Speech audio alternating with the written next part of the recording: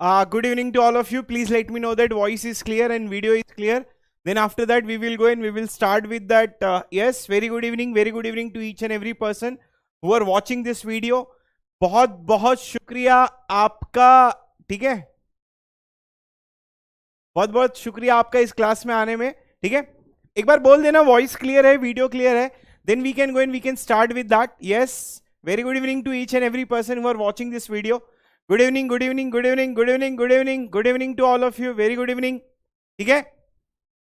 Yes yes yes yes. देखो आज का जो टॉपिक है, आज हम लोग जाएंगे और बेसिकली प्रपोजिशनल लॉजिक के बारे में बात करेंगे. तो आज का जो टॉपिक है वो हमारा मैथमेटिकल डिस्क्रीट मैथमेटिक्स का सेकेंड मॉड्यूल है और ग्राफ थ्योरी हमने सक्सेसफुली कंप्लीट कर लिया है. And I hope you people have enjoyed the graph theory. Supplementary exercise बाकी है, वो आपको मिल जाएगा, do not worry about it, ठीक है. तो ये हो गया आपका ग्राफ थ्योरी के बारे में. आज हम लोग मैथमेटिकल लॉजिक के बारे में बात करेंगे. तो आज ना, अच्छा, बहुत सारे बच्चे मेरे को फर्स्ट ईयर वाले भी बोल रहे थे कि सर ग्राफ थ्योरी में हमने फर्स्ट ईयर में ग्राफ थ्योरी नहीं है. अरे सबको पढ़ना है भाई. देख, अगर रैंक लाना है तो पढ़ना तो पड़ेगा ना मेरी जान. वॉइस नॉइजी है, लो है क्या जितिन भाई, ऐसा का? ठीक है, ओके ओके. मंजीत जी, आज आपका फर्स्ट डे है, कोई दिक्कत नहीं है. We will try to understand. जिन लोगों का भी फर्स्ट डे है और जिन लोगों की सेकंड क्लास है, थर्ड क्लास है, ग्राफ थ्योरी भी ऑलमोस्ट कंप्लीट नहीं हुआ है, जो लोग लेट ज्वाइन किए थे, कोई बात नहीं है, तो आप लोग प्रपोजिशनल लॉजिक से पढ़ सकते हो. तो प्रपोजिशनल लॉजिक के बारे में बात करते हैं बेसिकली. तो देखो, अगर मैं प्रपोजिशनल लॉजिक के बारे में बात करूं तो प्रपोजिशनल लॉजिक जो है वो बेसिकली डिवाइड होता है बहुत सारे टॉपिक्स में. तो पहला जो टॉपिक है वो है हमारा प्रपोजिशनल लॉजिक, मतलब प्रपोजिशनल स्टेटमेंट बोल लो या फिर प्रपोजिशनल लॉजिक बोल लो, कि बेसिक है आज का जो टॉपिक है. उसके बाद में जो इसमें आता है वो होता है लॉजिकल इक्विवेलेंस, ठीक है. तो इस ना ये पूरे टॉपिक के बारे में एक बार डिस्कशन कर लेते हैं, ठीक है. तो लॉजिकल इक्विवेलेंस ये बेसिकली हमारा जो सेकंड टॉपिक है. तो पहला वाला जो टॉपिक है वो हमारा प्रपोजिशनल लॉजिक का है, दूसरा लॉजिकल इक्विवेलेंस का है, ठीक है. और थर्ड वाला है हमारा इन्फरेंस रूल. तो we will be talking about all the different type of things. तो ये पूरे लॉजिक का मैं डिफरेंशिएशन दे रहा हूं एक्चुअली, ठीक है. उसके बाद में आपका आएगा क्वांटिफायर, या फिर क्वांटिफायर बोल लो या फिर प्रेडिकेट लॉजिक बोल लो, ठीक है. तो ये आ गया आपका प्रेडिकेट लॉजिक. और प्रेडिकेट लॉजिक के बाद में we will be trying to understand about the quantifier, ठीक है. और क्वांटिफायर होने के बाद में हमारा जो लास्ट टॉपिक होगा वो होगा quantifier with inference rule. Quantifier with inference rule, ठीक है. तो ये बेसिकली जो है वो डिफरेंट टाइप्स ऑफ थिंग्स है. अब देखो, इसमें ना दो तरीके का डिवीजन होता है. एक होता है आपका, ठीक है, एक होता है आपका बेसिक और एक होता है आपका एडवांस. तो अगर मैं बेसिक के बारे में बात करूं, सी if I will be talking about the basics, तो बेसिक्स जो है वो ये वाला बेसिक पार्ट है, ठीक है, ये आपका बेसिक पार्ट है और ये आपका एडवांस पार्ट है. तो एक्चुअली सबसे जो इंपॉर्टेंट टॉपिक है वो है हमारा क्वांटिफायर. तो हर साल एक ना एक क्वेश्चन आपका क्वांटिफायर में से आ ही जाता है. तो बेसिक अगर आप ये पढ़ोगे तो एडवांस आपको इजीली हो जाता है, समझ में आ जाता है, that is not a problem. But हमको ऑब्वियसली बेसिक से स्टार्ट करना है. तो आज का जो टॉपिक है that we will be starting with the propositional logic. हम लोग प्रपोजिशनल लॉजिक के बारे में बात करेंगे कि बेसिकली होता क्या है, क्या इसके यूजेस हैं, we will be talking about each and everything. जो मेन इंपॉर्टेंट टॉपिक है वो है हमारा क्वांटिफायर. तो मतलब मैं अपने आप को एक अच्छा टीचर तब मानूंगा जब मैं आपको क्वांटिफायर समझा दूंगा, और ये मैं बहुत सालों से करते आ रहा हूं, तो मुझे पता है कि मैं अच्छा टीचर हूं, ठीक है. आपको भी पता है, बोल दो यार एक बार, ठीक है. And then we will try to understand about many things into that. तो आज देखते हैं प्रपोजिशनल लॉजिक के बारे में कि बेसिकली जो है वो प्रपोजिशनल लॉजिक होता क्या है और इसके फायदे क्या हैं. मतलब आप कंप्यूटर साइंस में कैसे रिलेट करते हो इसको. जब मैं ग्राफ थ्योरी पढ़ा रहा था तो उस टाइम पे भी बोला था कि जैसे कुछ कुछ स्टेटमेंट्स होते हैं, उन स्टेटमेंट्स को हम लोग कैसे रिलेट करेंगे प्रपोजिशनल लॉजिक के बारे में, ठीक है, समझ रहे हो. तो हम लोग उस तरीके से उसको रिलेट भी करेंगे. तो ये पहला वाला मॉड्यूल बेसिक है, दूसरा वाला एडवांस मॉड्यूल है. So this is related to the whole thing. अच्छा, आप ना क्या करोगे मालूम है, पूरे मैथमेटिकल लॉजिक में 6 तरीके का क्वेश्चंस होते हैं. मतलब ऐसे होते तो बहुत सारे हैं, लेकिन बाबा सर जो है वो पूरे लॉजिक के क्वेश्चंस को 6 टाइप में डिवाइड कर दिए. आपका जो क्वेश्चन होगा वो 6 टाइप के ऊपर नहीं आएगा. तो आज हम लोग टाइप 1 भी देखेंगे कि टाइप 1 क्या होता है, ठीक है. तो type 1, type 2, type 3, type 4, type 5, type 6, तो 6 डिफरेंट टाइप्स हैं. हम लोग जो है वो बेसिकली जाएंगे और 6 डिफरेंट टाइप्स के बारे में बात करेंगे। ग्राफ थियरी का तो आपको विजुअलाइजेशन हो गया। अपना बहुत सारे बच्चों को डर लग रहा होगा कि बाबा लॉजिक पढ़ा पाएगा कि नहीं पढ़ा पाएगा, वो आपको आज पहली वाली क्लास में ही लग जाएगा। 9 बजते बजते फिर से लाल दिल बनाना शुरू कर दोगे। होता है, बच्चे लोग थोड़ा डाउट करते हैं। आपका काम है डाउट करना, और करना भी चाहिए। हमारा काम है पढ़ाना, and we are doing it. ठीक है, तो ये 6 डिफरेंट टाइप है। मतलब मैथमेटिकल लॉजिक में 6 टाइप के ऊपर कुछ भी नहीं आता है। जितने भी होंगे वो 6 टाइप में से ही आ जाएंगे। ठीक है, ये गारंटी है। और टाइप 1 इतना स्ट्रांग है, मतलब आज का ही पढ़ के तुमको इतना मजा आ जाएगा कि तुम 30% गेट के पीवाईक्यू के सॉल्व क्वेश्चंस कर सकते हो। मतलब टाइप 1 में इस तरीके से पढ़ाऊंगा, पहला टाइप ही। तो इसके सिलेबस देख लेते हैं बेसिकली। तो आज का जो है वो प्रपोजिशनल स्टेटमेंट्स के बारे में हम पढ़ेंगे कि प्रपोजिशनल स्टेटमेंट्स क्या होते हैं। फिर डिफरेंट कनेक्टिव्स के बारे में पढ़ेंगे। फिर सेटिस्फाइबल और कंटिजेंसीज कुछ प्रॉपर्टीज हैं वो भी देखेंगे। टोटोलॉजी और कॉन्ट्राडिक्शन, आई थिंक इसमें से सब में से ज्यादा अगर आपको कुछ समझ में आ रहा होगा तो वो टोटोलॉजी है। और फिर हम लोग 5th वाला जो टॉपिक है वो हम लोग टाइप 1 वाले क्वेश्चंस को कर लेंगे। ठीक है, ये मेरा आज का ये पूरा जो है ये पूरा का पूरा जो है वो सिनेरियो है। We will be talking about it anyhow. So let's start. अब आप लोग कमेंट नहीं करोगे and you will try to understand about each and everything जो भी मैं आपको बोलूंगा। तो अब आपका क्या काम है, आपको सिर्फ और सिर्फ फोकस करना है। You do not have to do anything into that. ठीक है, कमेंट से हाथ हटा देना है and you just have to focus on my class and then you will be getting each and everything whatever I will be teaching it. तो do not worry about it. बाकी जो भी चीजें आ जाएंगी everything will become fine. So कुछ भी tension लेने की बात नहीं है। सुनना, अब पूरी बात सुनना। देखो, जब मैं मैथमेटिकल लॉजिक पढ़ाता हूं, यहां से स्टार्ट कर रहा हूं, जब मैं मैथमेटिकल लॉजिक पढ़ाता हूं तो बहुत सारे बच्चे मेरे को ये क्वेश्चन पूछते हैं कि सर लॉजिक जो है उसमें बेसिकली ट्रूथ टेबल आता है। सही बात है। तो सर ये ट्रूथ टेबल है, तो गेट एक्चुअली ये ट्रूथ टेबल वाले क्वेश्चन पूछता क्यों है? मतलब आपके दिमाग में भी ये चलता होगा कि सर ये जो गेट है, ठीक है, वो बेसिकली मैथमेटिकल लॉजिक के क्वेश्चंस को क्यों इंक्लूड करता है? GATE is very balanced examination that is happening in India.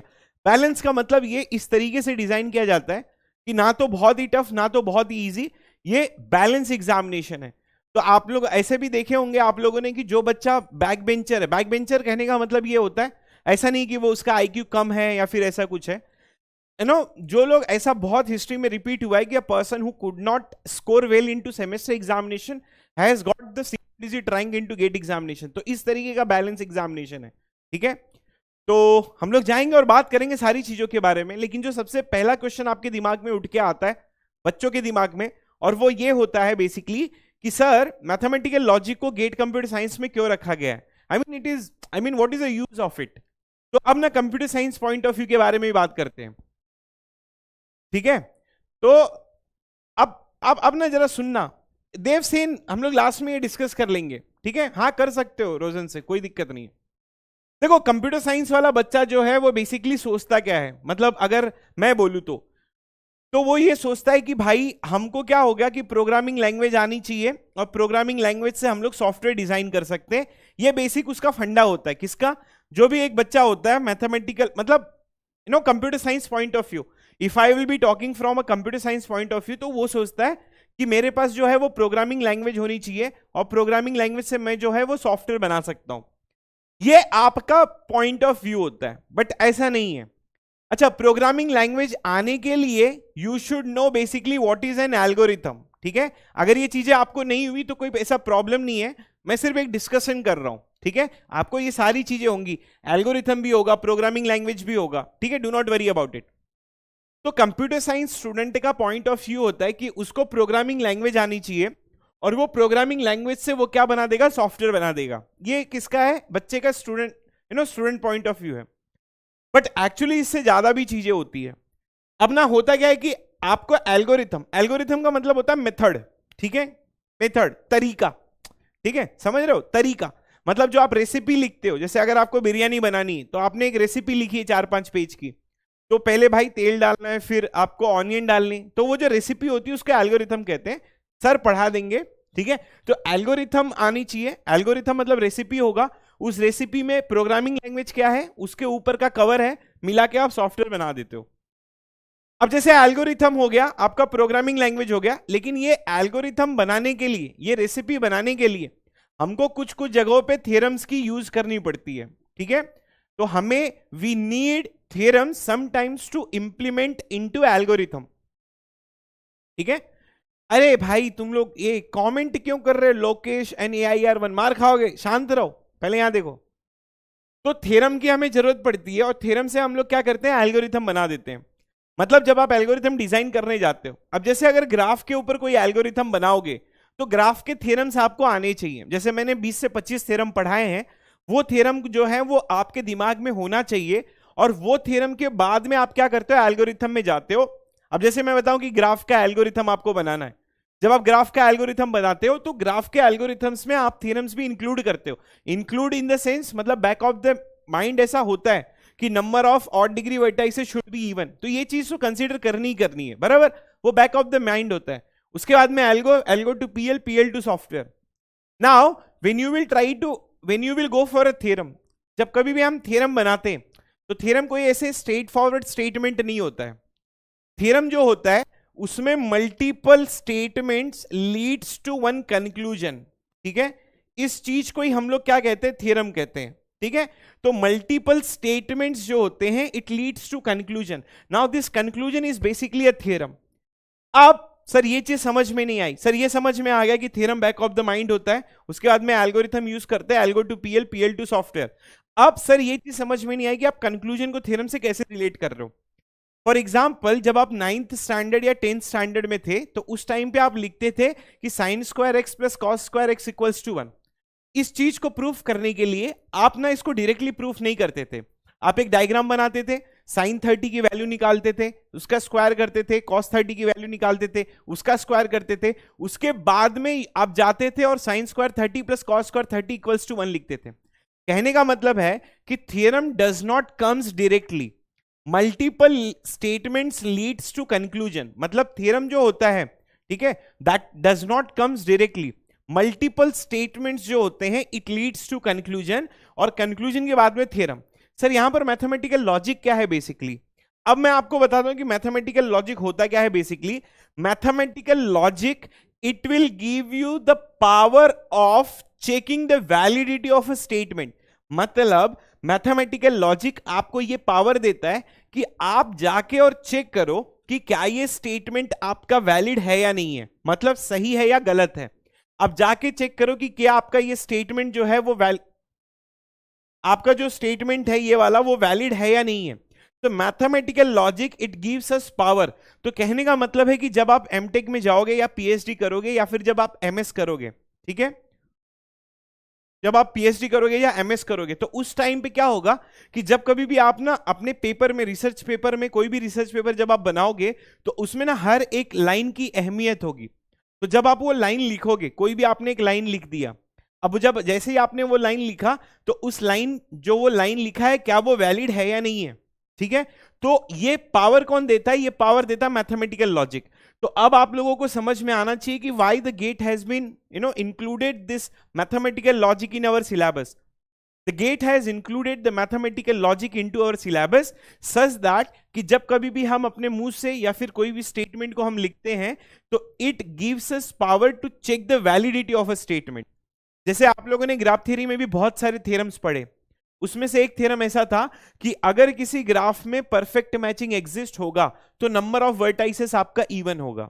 तो ये जो स्टेटमेंट आप जब कभी भी लिखते हो तो ये स्टेटमेंट की वैलिडिटी, मतलब ये स्टेटमेंट वैलिड है या नहीं है, ये स्टेटमेंट आपका सही है या नहीं है, इसका पावर जो है वो लॉजिक ही देता है। इसीलिए logic has been included in our syllabus, that is nothing but one of the important point, ठीक है। तो अब अगर नेक्स्ट टाइम आपको कोई बोलेगा कि भाई why the logic has been included, so this is the motivation why actually we are using the mathematical logic in our syllabus. So mathematical logic it gives us power to check the validity of a statement, to check the validity of a statement, to check the validity of a statement। अब इसको थोड़ा और जाते हैं और आगे के बारे में बात करते हैं बेसिकली कि ये कहना क्या चाहता है। अब जैसे कि इसके लिखने की कोई जरूरत नहीं है, ठीक है। अब जैसे कि आप ये जो स्टेटमेंट्स लिखते हो, ये बहुत सारे स्टेटमेंट्स होते हैं।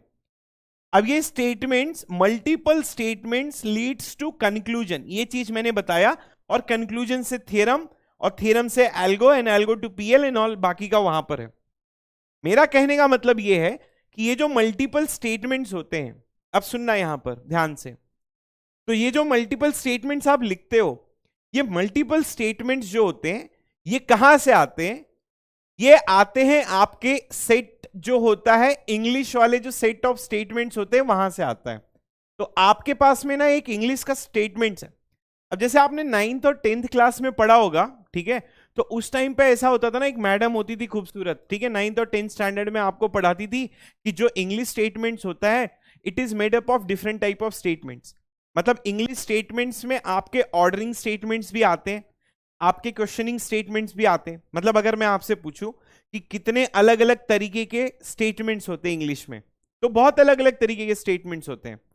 तो ये जो अलग अलग तरीके के स्टेटमेंट्स होते हैं उसमें से कुछ स्टेटमेंट्स होते हैं ऑर्डरिंग वाले, मतलब आप किसी को ऑर्डर कुछ कर रहे हो कि भाई जाके डोर बंद कर दे, या पानी अगर आप मंगा रहे हो। कुछ स्टेटमेंट्स होते हैं इंपरेटिव स्टेटमेंट्स, कुछ स्टेटमेंट्स होते हैं questioning statements. Do you love me questioning statement है। तो ऐसे ही इंग्लिश स्टेटमेंट्स में बहुत अलग अलग तरीके के स्टेटमेंट्स होते हैं। तो इंग्लिश वाला जो स्टेटमेंट्स होता है it is made up of different type of statements. But हम लोग ये जो वैलिडिटी वाले स्टेटमेंट्स हैं, इंग्लिश के सारे स्टेटमेंट्स नहीं लेते हैं हम ना, एक इसका छोटा सा एक स्टेटमेंट्स लेते हैं, एक छोटा सा फैक्ट वाला स्टेटमेंट्स लेते हैं। इस स्टेटमेंट्स को फैक्चुअल स्टेटमेंट्स कहा जाता है। कहने का मतलब है कि इंग्लिश में अलग अलग तरीके के स्टेटमेंट्स होते हैं, ठीक है, इंपरेटिव, एक्सक्लेमेटरी, ठीक है, ऑर्डरिंग, क्वेश्चनिंग, तो ऐसे बहुत अलग अलग तरीके के स्टेटमेंट्स होते हैं। उसमें से हम एक स्पेशल कैटेगरी वाला स्टेटमेंट्स को ही उठाते हैं और उसको थ्योरम बनाने की कोशिश करते हैं। तो ये जो स्पेशल वाली कैटेगरी वाली स्टेटमेंट्स है, उस स्टेटमेंट्स को फैक्चुअल स्टेटमेंट्स कहा जाता है। तो फैक्चुअल स्टेटमेंट्स का मतलब क्या होता है? फैक्चुअल स्टेटमेंट्स ऐसे स्टेटमेंट्स होते हैं जो आपको फैक्ट्स बताते हैं, मतलब सच है या फिर झूठ है, उसको फैक्ट कहा जाता है। तो ऐसे स्टेटमेंट्स जो आपको क्या बताएं, या तो आपको बोले कि ये स्टेटमेंट्स आपका ट्रू है और या तो ये स्टेटमेंट्स आपका फॉल्स है। तो इस तरीके के स्टेटमेंट्स को हम लोग क्या कहते हैं? इस तरीके के स्टेटमेंट्स को फैक्चुअल स्टेटमेंट्स कहा जाता है। अब मैथमेटिक्स में इस तरीके के फैक्चुअल स्टेटमेंट्स का एक नाम दिया गया है, ठीक है। फैक्चुअल हम नहीं बोलते, उसको हम लोग एक अलग तरीके का नाम दिया गया है और उस तरीके के नाम को हम लोग कहते हैं प्रपोजिशनल स्टेटमेंट। अब आप लोगों को समझ में आ गया कि what is a propositional statement. तो मैथमेटिक्स कहता है कि भाई सुनना, फिर से सुनना, ठीक है, थ्योरम को प्रूफ करने के लिए हम अलग अलग स्टेटमेंट्स लेते हैं। ये कहां से लेते हैं? इंग्लिश वाले से लेते हैं। लेकिन क्या हम सारे अलग अलग स्टेटमेंट्स लेते हैं, अलग अलग तरीके के स्टेटमेंट्स लेते हैं? नहीं, सारे अलग अलग तरीके के स्टेटमेंट्स नहीं लेते। एक स्पेशल कैटेगरी है, इस स्पेशल कैटेगरी को हम लोग फैक्चुअल स्टेटमेंट्स कहते हैं। अब ये फैक्चुअल स्टेटमेंट्स होते क्या हैं? ये फैक्चुअल स्टेटमेंट्स ऐसे होते हैं जो फैक्ट्स बताते हैं, मतलब या तो सच या तो झूठ, ठीक है। तो फैक्चुअल स्टेटमेंट्स या तो वो ट्रू होगा या तो वो फॉल्स होगा। मैथमेटिक्स में इन्हीं फैक्चुअल स्टेटमेंट्स को हम लोग कहते हैं प्रपोजिशनल स्टेटमेंट। तो अब हम लोग जाते हैं और प्रपोजिशनल स्टेटमेंट्स के बारे में बात करते हैं कि बेसिकली प्रपोजिशनल स्टेटमेंट्स होता क्या है, ठीक है। Now we will be talking about the propositional statements. तो प्रपोजिशनल स्टेटमेंट, अब अगर कोई आपसे नेक्स्ट टाइम पूछेगा कि what is a propositional statement, तो आपको बोलना है कि प्रपोजिशनल स्टेटमेंट, बाबा सर ने यह बताया है कि प्रपोजिशनल स्टेटमेंट जो होता है उसका मतलब होता है कि बेसिकली वो कुछ फैक्ट्स बताते हैं। फैक्ट्स का मतलब होता है या तो वो ट्रू होना चाहिए और या तो वो फॉल्स होना चाहिए। तो या तो वो सच बोलना चाहिए, या तो वो बोलेगा यस, या तो वो बोलेगा नो, ठीक है। इस तरीके के स्टेटमेंट्स को हम लोग प्रपोजिशनल स्टेटमेंट्स कहते हैं। सर क्वेश्चन वाले स्टेटमेंट्स लेते हैं? नहीं, क्वेश्चन वाले स्टेटमेंट्स नहीं लेते। आप कोई भी स्टेटमेंट्स ले सकते हो जिसके सिर्फ दो ही आउटपुट आए, या तो ये या तो ये, या तो हाँ या तो ना। मेरा नाम सतीश यादव है, this is a factual statement, या तो ये ट्रू होगा, या तो मेरा नाम सतीश यादव होगा, या तो नहीं होगा, ठीक है। ये एक फैक्चुअल स्टेटमेंट है। तो कोई भी फैक्चुअल स्टेटमेंट को हम लोग प्रपोजिशनल स्टेटमेंट्स कहते हैं। और ये प्रपोजिशनल स्टेटमेंट्स या तो ट्रू होगा या तो फॉल्स होगा, या तो यस होगा या तो नो होगा। प्रपोजिशनल स्टेटमेंट्स भी ना गुरु दो तरीके का होता है। एक होता है आपका सिंपल प्रपोजिशनल स्टेटमेंट, एक को हम लोग कहते हैं सिंपल प्रपोजिशनल स्टेटमेंट, और दूसरे को हम लोग कहते हैं कंपाउंड प्रपोजिशनल स्टेटमेंट। ध्यान से सुनना, बहुत मजा आएगा ये पढ़ने में, ठीक है। आपको लॉजिक पता है, मुझे पता है, लेकिन मैं आपको एक अलग नजरिया दूंगा। एक होता है सिंपल प्रपोजिशनल स्टेटमेंट और एक होता है कंपाउंड प्रपोजिशनल स्टेटमेंट। अब ये दोनों में फर्क क्या है सर? देखो, एक होता है सिंपल प्रपोजिशनल स्टेटमेंट, एक होता है कंपाउंड प्रपोजिशनल स्टेटमेंट। अच्छा, दोनों में फर्क ये होता है कि जैसे अगर कोई भी स्टेटमेंट टूट जाए, अगर वो टूट गया, ठीक है, तो उसको कंपाउंड कहा जाता है। अगर कोई स्टेटमेंट नहीं टूटता है तो उसको हम लोग सिंपल प्रपोजिशनल स्टेटमेंट कहते हैं। तो सिंपल का डेफिनेशन क्या है कि if any statements which you can break down, that statements are called as a compound propositional statement। तो कंपाउंड क्या होता है? ब्रेकेबल होता है। और ये जो होता है simple, that is not a breakable, ठीक है। So we can not break it, ठीक है, we can not break it. We can not break it क्या होगा? आपका सिंपल वाला होगा। अच्छा, कंपाउंड जो होता है that you can break it. जब आप ब्रेक करते हो कंपाउंड को तो it can breakable into multiple simple statements. इसका विजुअलाइजेशन भी दूंगा। तो होगा क्या? कंपाउंड प्रपोजिशनल स्टेटमेंट्स जो होंगे उसको that you can break it into, ये ब्रेकेबल होता है, ठीक है दोस्त, ये क्या होता है? ब्रेकेबल होता है, ठीक है। तो ऐसे प्रपोजिशनल स्टेटमेंट जिनको आप ब्रेक कर सकते हो उसको कंपाउंड कहा जाता है। जिनको आप ब्रेक नहीं कर सकते हो उनको सिंपल प्रपोजिशनल स्टेटमेंट कहा जाता है। जैसे एग्जांपल के लिए if I will try to draw, ठीक है, अब जैसे ये वाला एक, ओए ये कहां से आ गया भाई, ठीक है। अब जैसे एग्जांपल के लिए if I will try to take this statement, अब ये जो स्टेटमेंट है this is not a breakable, this statement is not a breakable. If this statement is not a breakable तो इसको हम लोग क्या कहेंगे? इसको हम लोग कहेंगे कि भाई ये सिंपल प्रपोजिशनल स्टेटमेंट है, ठीक है। ये क्या होता है? आपका सिंपल प्रपोजिशनल स्टेटमेंट होता है। अच्छा, ऐसे स्टेटमेंट्स जो ब्रेक हो जाते हैं, ये एक आपका सिंपल प्रपोजिशनल स्टेटमेंट है, ये ब्रेक नहीं हो सकता। एग्जांपल दूंगा। अच्छा, ऐसे स्टेटमेंट्स जो आपके ब्रेक हो जाते हैं, अब जैसे ये एक बड़ा कंपाउंड प्रपोजिशनल स्टेटमेंट है, इसको आपने क्या किया? इसको आपने ब्रेक कर दिया। मतलब वो 2 में भी हो सकता है, 3 में भी हो सकता है, कितने में भी हो सकता है, that is not an issue. तो आपने क्या किया? ठीक है, ये जो बड़ा वाला जो था, ठीक है, so what you can do is basically this is your compound prepositional statement, और आपने इसको ब्रेक कर दिया और आपको एक सिंपल स्टेटमेंट यहां पर आ गया और आपको एक दूसरा सिंपल स्टेटमेंट यहां पर आ गया। तो ये एग्जांपल था किसका? सिंपल प्रपोजिशनल स्टेटमेंट का, और ये एग्जांपल किसका था? कंपाउंड प्रपोजिशनल स्टेटमेंट का। अब ना जैसे मैं एग्जांपल के लिए लिखता हूं कि for example Mumbai is the capital of Maharashtra, तो अगर see if I will try to write down this statement कि Mumbai is capital of Maharashtra, ठीक है, कैपिटल ऑफ महाराष्ट्र, अगर मैं ये स्टेटमेंट लिखता हूं, मैं हटा दूंगा इसको, इतनी गंदी राइटिंग में मैंने कभी नहीं पढ़ा। Mumbai is the capital of Maharashtra, अगर इसमें से आप ब्रेक करोगे तो इसका मीनिंग खराब हो जाएगा। तो ये ब्रेक होगा? नहीं होगा ब्रेक, राइट। तो इसीलिए ये सिंपल हो गया। अब जो सब एग्जाम्पल देते हैं वो मैं नहीं दूंगा, मैं थोड़ा मैथमेटिकली वाला एग्जाम्पल दूंगा ताकि आप लोगों को मजा भी आए। अब जैसे एग्जाम्पल के लिए if I will try to write down this 5 is greater than 3, क्या आप इसे ब्रेक कर सकते हो? नहीं, आप इसे ब्रेक नहीं कर सकते हो। ये एक ऐसा एग्जाम्पल है कि वेयर 5 इज ग्रेटर देन 3, जब आप इसको ब्रेक करोगे तो इसकी मीनिंग खराब हो जाएगी। क्या ये फैक्चुअल स्टेटमेंट है? हाँ भाई है, ठीक है, ठीक है। तो अब हम लोग क्या बोल सकते हैं बेसिकली कि 5 इज ग्रेटर देन 3। अरे बता रहा हूं, सब बता रहा हूं। तुम्हारा next doubt Mukund, your next doubt is my next slide, ठीक है, डू नॉट वरी। तो 5 इज ग्रेटर देन 3, तो basically 5 is greater than 3, this statement is basically true. जब आप इसको ब्रेक करने जाओगे तो ये ब्रेक नहीं होगा, तो ये क्या हो जाएगा? सिंपल प्रपोजिशनल स्टेटमेंट हो जाएगा। अच्छा, कंपाउंड के एग्जांपल में what you can write 5 is greater than or equal to 3। अब ये जो बच्चे ना लॉजिक पढ़े होंगे उनको ये चीज देख के मजा आ गया होगा। या तो अगर मैं इंग्लिश वाला बोलूं तो ऐसा बोल सकता हूं कि my name is Satish Yadav and today is Tuesday. तो ये एक कंपाउंड प्रपोजिशनल स्टेटमेंट हो गया, ठीक है। My name is Satish Yadav, यहां पर my name is Satish Yadav, that's it. यहां पर my name is Satish Yadav and today is Tuesday, मतलब आज जो है वो ट्यूसडे हो सकता है। हुआ तो सही है, नहीं हुआ तो फॉल्स हो जाएगा। अब ये देखना, जब ये वाले स्टेटमेंट्स को हम ब्रेक करते हैं तो आप इसको ब्रेक कैसे करोगे? 5 इज ग्रेटर देन 3 और 5 इज इक्वल्स टू 3, ठीक है, तो आपने क्या किया, आपके पास में क्या आया था यहां पर, you try to understand bro,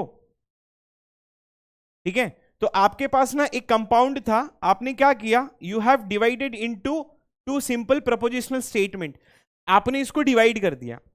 अब क्या होगा, जैसे ही आप ना किसी भी चीज को तोड़ोगे, तो जब कहीं पर भी तोड़ोगे तो वो कहां पर टूटेगा, अपने कनेक्टिव्स पे टूटेगा। फिर से सुनना मैं क्या बोला, सिंपल हो गया, ठीक है, कंपाउंड हो गया, सर दोनों समझ में आ गया, एग्जाम्पल भी लिया सर ने, आपने समझ में आ गया, कोई दिक्कत नहीं है। अब जो मैं आगे कहने वाला हूं वो सुनना। देखो, अगर सिर्फ मेरी बातों पे ध्यान दोगे ना तो मेरी बातें बड़ी अच्छी लगेंगी तुम्हें सुनने में, और मैं बहुत अच्छा बोलता हूं, ठीक है, ऐसा बच्चे लोग बोलते हैं सर आपको सुनना अच्छा लगता है, तो सुन लो। कहने का मतलब क्या है, मेरी बातों पे सिर्फ ध्यान दो।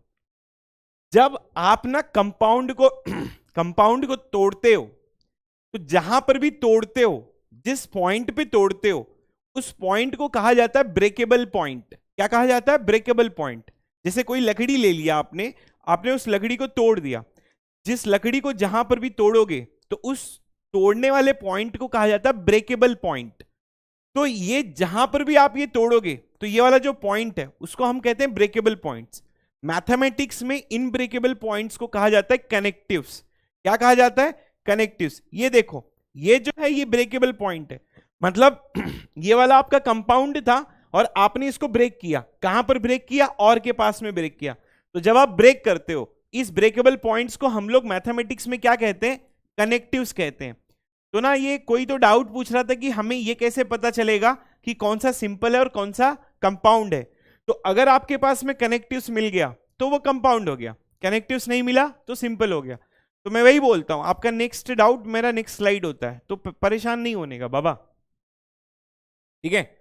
तो आई होप यू हैव अंडरस्टूड कि सिंपल ब्रेक नहीं कर सकते, कंपाउंड को ब्रेक कर सकते हो। सिंपल को ब्रेक नहीं कर सकते, कंपाउंड को ब्रेक कर सकते हो। जब आप कंपाउंड को ब्रेक करोगे तो कहां पर ब्रेक करते हो, कंपाउंड को जहां पर ब्रेक करते हो उसको ब्रेकेबल पॉइंट कहा जाता है। मैथमेटिक्स में इसको हम लोग कनेक्टिव्स कहते हैं। तो कनेक्टिव्स जो हो गया वो ये हो गया आपके कनेक्टिव्स। यहां पर एक एग्जांपल है कनेक्टिव्स का। अच्छा सर, ये चीज तो समझ में आ गई हमें, क्या कुछ नया बताना चाहोगे? बिल्कुल नया बताना चाहूंगा दोस्त, उसलिए ही तो आया हूं मैं। मैथमेटिक्स में, लॉजिक में आप डायरेक्टली किसी से आंसर पूछ सकते हो, तो वो है सिंपल प्रपोजिशनल स्टेटमेंट। सिंपल से जाओ और पूछो कि क्या तू सही है या गलत है। What I am trying to tell you कि directly we can find out the truth value of simple propositional statement. Directly मतलब अगर किसी का डायरेक्ट ट्रुथ वैल्यू पता कर सकते हो, so that is nothing but simple propositional statement. तो सिंपल प्रपोजिशनल स्टेटमेंट का डायरेक्टली वैल्यू पता कर सकते हो, ट्रू और फॉल्स। अगर आपने कंपाउंड से पूछा कि what is your truth value, तो कंपाउंड बोलेगा कि भाई मुझे नहीं पता है, मेरे पास दो बच्चे हैं, वो है S1 और S2, आप उनसे जाके पूछो तो मैं बता सकता हूं। जैसे एग्जाम्पल के लिए मैं बोलूं कि मेरे पास दो वाइफ है, और अगर कोई बच्चा आएगा, कोई स्टूडेंट आएगा मेरे पास और वो बोलेगा सर मूवी देखने चलोगे, तो मैं बोलूंगा भाई मेरे को ऊपर नहीं पता है, ये मेरी दो बीबियां हैं, आप इनसे ही पूछो, ठीक है। तो ये इसकी दो बीबी हैं, सिंपल 1 सिंपल 2। अच्छा, ये तो डायरेक्टली आपको ट्रू और फॉल्स बता सकता है, ये भी आपको डायरेक्टली ट्रू और फॉल्स बता सकता है। तो सिंपल डायरेक्टली बताता है, ये वाला भी सिंपल डायरेक्टली बताता है, लेकिन जो कंपाउंड होता है वो डायरेक्टली नहीं बताता, वो इनडायरेक्टली बताता है। इसीलिए आपको आता है ट्रूथ टेबल। ट्रूथ टेबल का मतलब क्या होता है कि भाई वो डायरेक्टली बताता ना तो ट्रूथ टेबल नहीं आता। समझ में आ रहा है? डायरेक्टली बताता, जैसे इसके जैसा डायरेक्टली बता देता कि हाँ ट्रू है फॉल्स है, तो ट्रूथ टेबल नहीं आता। ट्रूथ टेबल आने का मतलब है कि वो अपनी वाइफ से पूछता है, तब उसमें केसेस आते हैं। तब अगर 2 वाइफ हैं तो 4 केसेस, 3 वाइफ हैं तो 8 केसेस। तब इसकी जो ट्रूथ वैल्यू है वो आप इनडायरेक्टली डिफाइन कर सकते हो। तो इसमें से हम लोग क्या समझे, इसमें से हम लोगों को 2 पॉइंट पे स्ट्रेस करना है कि जब आप किसी को ब्रेक करते हो तो उसको कहा जाता है ब्रेकेबल पॉइंट, मैथमेटिक्स में कहा जाता है कनेक्टिव्स। दूसरा जो है वो इंपॉर्टेंट पॉइंट ये है कि बेसिकली आप डायरेक्टली जो है वो सिंपल वाला ही ट्रूथ वैल्यू बताता है, कंपाउंड इनडायरेक्टली बताता है, इसीलिए उसका ट्रूथ टेबल आता है, ठीक है। अब इसको हम लोग जाते हैं और आगे की बात करते हैं। हमारे पास बेसिकली 4 तरीके का कनेक्टिव्स होता है, ठीक है। अब अगर कोई आपसे पूछेगा कि कनेक्टिव्स कितने तरीके के होते हैं, तो आपको बोलना है कि भाई 4 तरीके के कनेक्टिव्स होते हैं। तो एक हो गया आपका कंजक्शन, ठीक है, एक हो गया आपका डिसजंक्शन, ठीक है, और एक हो गया आपका कंडीशनल स्टेटमेंट्स, और एक हो गया आपका बाई कंडीशनल। तो आपके पास ना 4 तरीके के कनेक्टिव्स होते हैं। मेजरली क्या होता है, ठीक है, क्यों जा रहा है शुभम भाई, तू भी जाएगा, मैं भी जा रहा हूं, जा, मजाक कर रहा था।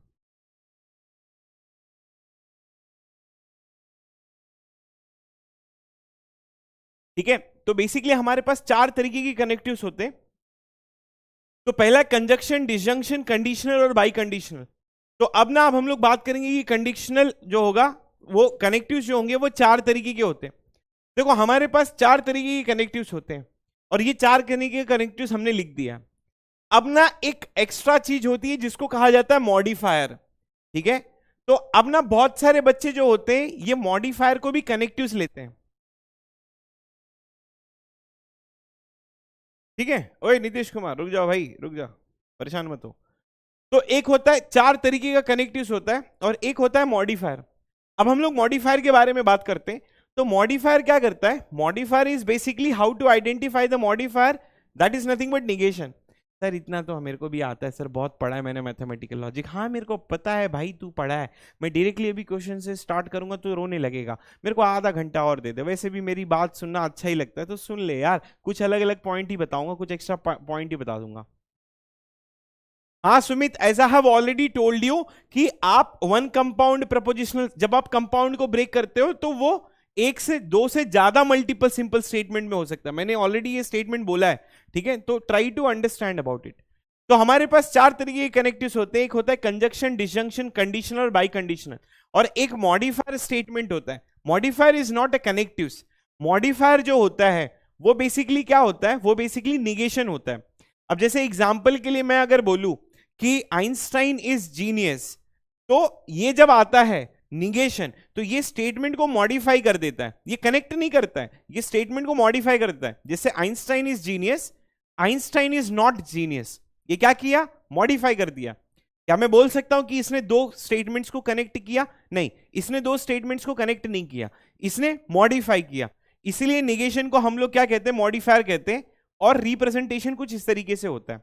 अब हम लोग जाते हैं और बात करते हैं बेसिकली कनेक्टिव्स के बारे में। तो अब हमारा यहां पर आता है connectives. Will try to understand about the connectives. तो अब कनेक्टिव्स में पहला है that is nothing but conjunction, ठीक है। अब ना कंजक्शन के बारे में बात करते हैं कि basically what is a conjunction and that will B representation. इसका रिप्रेजेंटेशन कुछ इस तरीके का होता है, ठीक है। आपको कब यूज करना है कंजक्शन, जब आपने स्टेटमेंट में एंड देख लिया या तो आपने स्टेटमेंट में बट देख लिया। My name is Satish Yadav and today is Tuesday. तो ये वाले जो सिंपल प्रपोजिशनल स्टेटमेंट्स हैं, इसमें क्या होगा, आपको कंजक्शन यूज करना पड़ेगा। That is nothing but this particular statement. अब जैसे आपका जो स्टेटमेंट होता है, जैसे आपका ये कंपाउंड प्रपोजिशनल स्टेटमेंट हो गया, ठीक है। अब कंपाउंड प्रपोजिशनल स्टेटमेंट को क्या किया, आपने ब्रेक कर दिया, ठीक है। 2 सिंपल, 2 में भी ब्रेक कर सकते हो, 3 में भी ब्रेक कर सकते हो। तो फिलहाल के एग्जाम्पल के लिए हम लोग 2 वाला ले रहे हैं। अब इसमें क्या हो गया, यहां पर ये कंपाउंड था, तो अब आपको कंजक्शन कब यूज करना है, कंजक्शन यूज करना है कि जब आपका या तो एंड दिख जाए या तो बट दिख जाए, then you can go and you can try to use which is nothing but this. अब जैसे ये एक आपका कंपाउंड प्रपोजिशनल स्टेटमेंट है और यहां पर लगा हुआ है एंड, तो हम क्या करेंगे, ब्रेक कर सकते हैं। ये एक सिंपल स्टेटमेंट ये हो गया, एक सिंपल स्टेटमेंट ये हो गया, तो ये एंड की जगह पे we can use this particular thing. अब होगा क्या, आप जाओगे इसके पास, बोलोगे कि अपना ट्रूथ वैल्यू बताओ, तो ये बोलेगा भाई मेरे को ट्रूथ वैल्यू नहीं पता है। आप डायरेक्टली किसी से, बाबा सर ने बोला कि आप डायरेक्टली किसी से पूछ सकते हो ट्रूथ वैल्यू, तो वो ये सिंपल स्टेटमेंट और ये सिंपल स्टेटमेंट से ही पूछ सकते हो। तो मैं जाऊंगा और ये लिख दूंगा कि एक सिंपल स्टेटमेंट ये हो गया, एक सिंपल स्टेटमेंट ये हो गया, और ये आपका कंपाउंड हो गया। तो अब हम लोग जाएंगे और कंपाउंड का ट्रूथ वैल्यू पता करेंगे। इसको बोलेंगे भाई चल ट्रूथ वैल्यू बता, चल फटाफट ट्रूथ वैल्यू। कंपाउंड बोलेगा मुझे थोड़ी पता है, आपने ये सिंपल स्टेटमेंट से पूछ लो। तो अब यहां पर क्या होगा, ठीक है, अब यहां पर क्या होगा, you will try to write down all the cases, और इसी चीज को ट्रूथ वैल्यू कहा जाता है। अच्छा, कुछ कुछ लोग क्या करते हैं, ये कंपाउंड प्रपोजिशनल स्टेटमेंट्स को instead of writing a variable as a simple statement they are using as a p. तो p एक वेरिएबल है जो एक सिंपल स्टेटमेंट को दर्शाता है, और q एक दूसरा वेरिएबल है जो दूसरे सिंपल स्टेटमेंट को दर्शाता है। तो अगर आपको s1 और s2 नहीं लिखना है तो आपने इसकी जगह पे वेरिएबल भी यूज कर सकते हो, that is nothing but p and q, that is nothing but pq, and then ये कंपाउंड वाले को you can directly write that is nothing but p and q। ठीक है, तो ये हो गया आपका कंपाउंड वाला, और ये हो गया एक सिंपल स्टेटमेंट, ये हो गया दूसरा सिंपल स्टेटमेंट।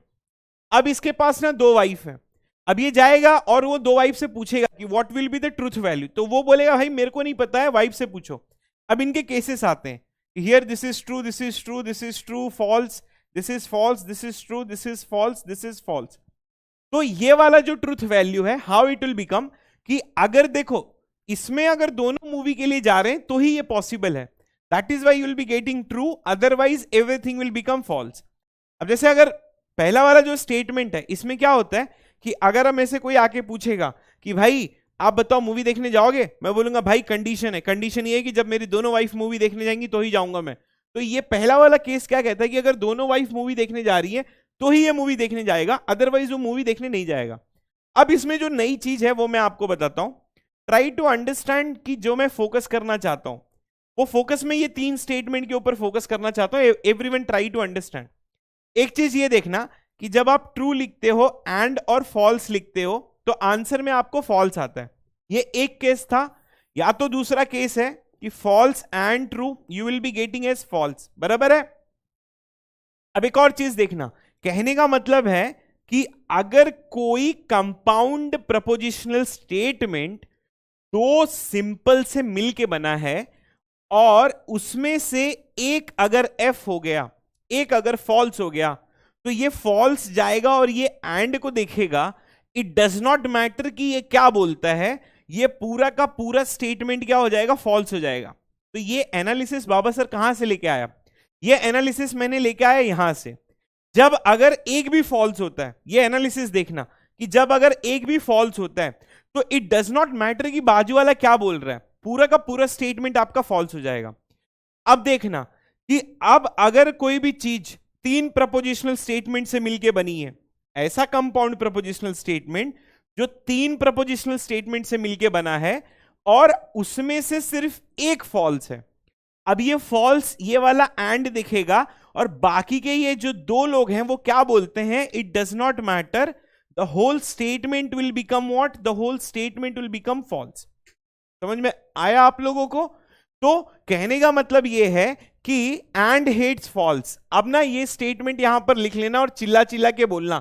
क्वांटिफायर का ये सबसे मतलब पूरे मैथमेटिकल लॉजिक का अगर मैं बोलूं कि पूरा निचोड़ क्या है, पूरे मैथमेटिकल लॉजिक का निचोड़ क्या है, तब ना मैं आपको बताऊंगा पूरे मैथमेटिकल लॉजिक का निचोड़ ये है कि and hates false, and hates false, and hates false. मतलब अगर आप लोग 10 बार बोल सकते हो तो बोल लो इस चीज को,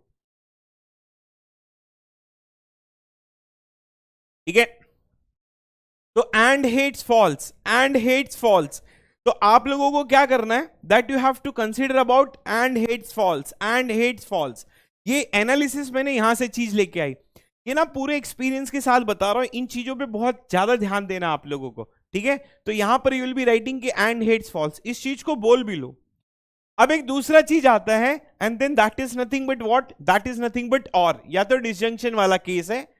देखो और जो है वो दो तरीके के होते हैं, एक होता है आपका इंक्लूसिव और, ठीक है, एक होता है आपका इंक्लूसिव और, एंड देन उसका रिप्रेजेंटेशन ये होता है, और दूसरा वाला होता है आपका एक्सक्लूसिव और, ठीक है? ये आप लोग डिजिटल लॉजिक में पढ़ते हो, और उसका रिप्रेजेंटेशन इस तरीके का होता है। मतलब हम लोग एक्सक्लूसिव और के ऊपर बात नहीं करेंगे, वो आपका एक्सऑर होता है।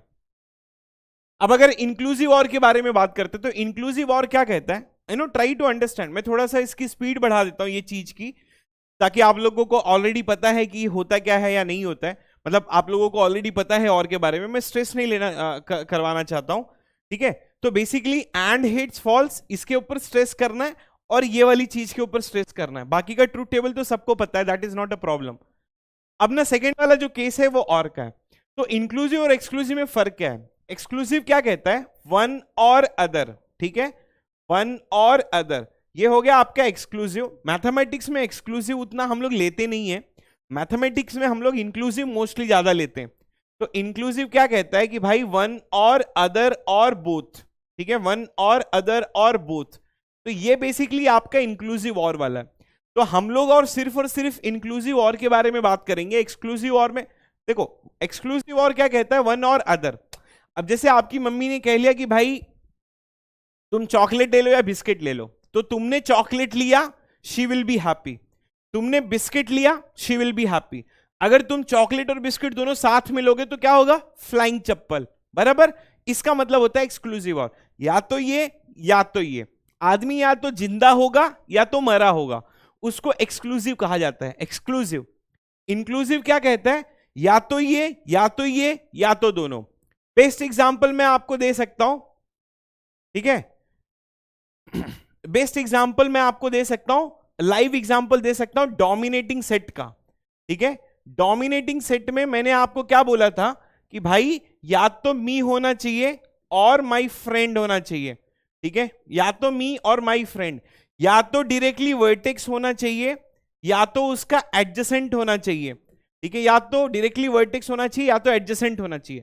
अगर देखो वो वर्टेक्स डायरेक्टली बिलोंग करेगा, फॉर एग्जांपल अगर वो डायरेक्टली वर्टेक्स बिलोंग करेगा, उसकी शादी हो रही है तो भी कोई दिक्कत नहीं है, अगर उसके दोस्त की भी शादी हो रही है तो भी कोई दिक्कत नहीं है, अगर ये दोनों कंडीशंस आती हैं तो भी कोई दिक्कत नहीं है। This is a live example of dominating set का एग्जांपल में। डोमिनेटिंग सेट का डेफिनेशन क्या था, और वाला था। तो उसमें क्या होता था, बेसिकली वहां पर आप क्या लिखते थे, या तो ये होना चाहिए या तो ये होना चाहिए। अगर दोनों आते मतलब पूरे ग्राफ के vertices is also dominating set. अच्छा सर वो वाला एग्जांपल नहीं समझ में आया, आप कुछ दूसरा बोल सकते हो क्या डोमिनेटिंग सेट का? हाँ बिल्कुल बोल सकता हूं। आपकी मम्मी कहती हैं कि आप ना मैथ्स में ए लेके आओ, ठीक है, आपने मैथ्स में ए लेके आया, और आपकी मम्मी कहती कि साइंस में ए प्लस लेके आओ। अब जैसे आपने मैथ्स में ए लाया, साइंस में ए प्लस नहीं आया, तो भी आपकी मम्मी खुश। अगर आपने साइंस में ए प्लस लाया, मैथ्स में ए नहीं लाया, तो भी आपकी मम्मी खुश। अगर आप मैथ्स में भी ए लाते हो और साइंस में भी ए प्लस लाते हो, तो भी आपकी मम्मी खुश। when she will be angry when you are not getting anything. So this is basically the example of this. यहां पर आपकी शादी हो रही है तो भी आपका डोमिनेटिंग सेट का डेफिनेशन ट्रू होता है। आपके दोस्त की शादी हो रही है, either a vertex directly belong, then the whole statement definition is true. Second वाला either directly adjacent is belong, that is statement is also true. देखो आप लोगों ने और का डेफिनेशन हमेशा से पढ़ के आए हो, मैं आपको आज एग्जाम लाइव एग्जांपल दे रहा हूं बेसिकली, ठीक है। तो basically this is nothing but your truth table. तो what I am trying to tell you कि this is P, this is Q, and then this is basically P और Q. अब हम लोग ना इसके बारे में बात करेंगे।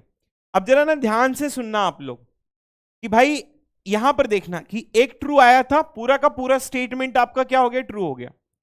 उसके बाद में एक ट्रू आया, पूरा का पूरा स्टेटमेंट आपका ट्रू हो गया।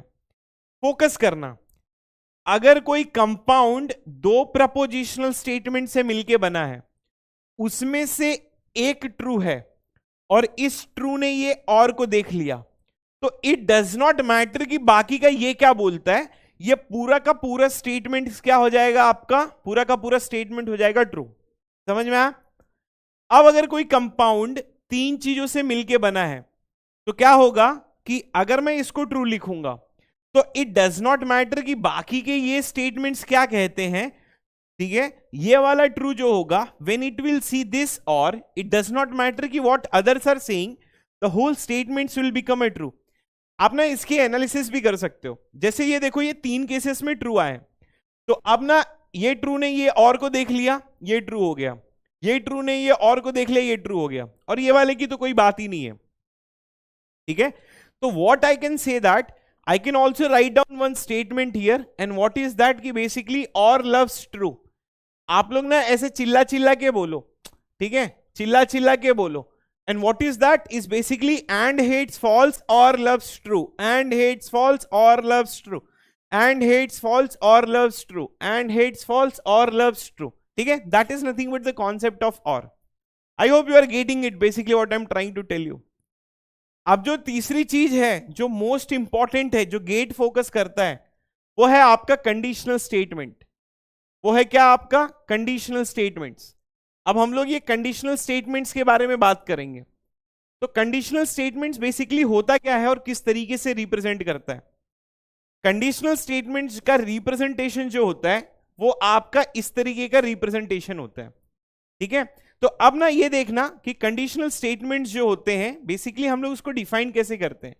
अब जैसे ये एक पूरा आपका क्या हो गया? कंपाउंड प्रपोज, ये आपका एक कंपाउंड प्रपोजिशनल स्टेटमेंट हो गया।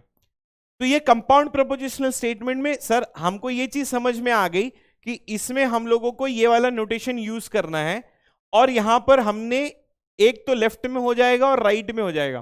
तो बेसिकली इसका यूज कब करना है, मतलब कब समझ में कब आएगा हमको? आपको समझ में तब आएगा जब आप ना ऐसे स्टेटमेंट्स देखोगे।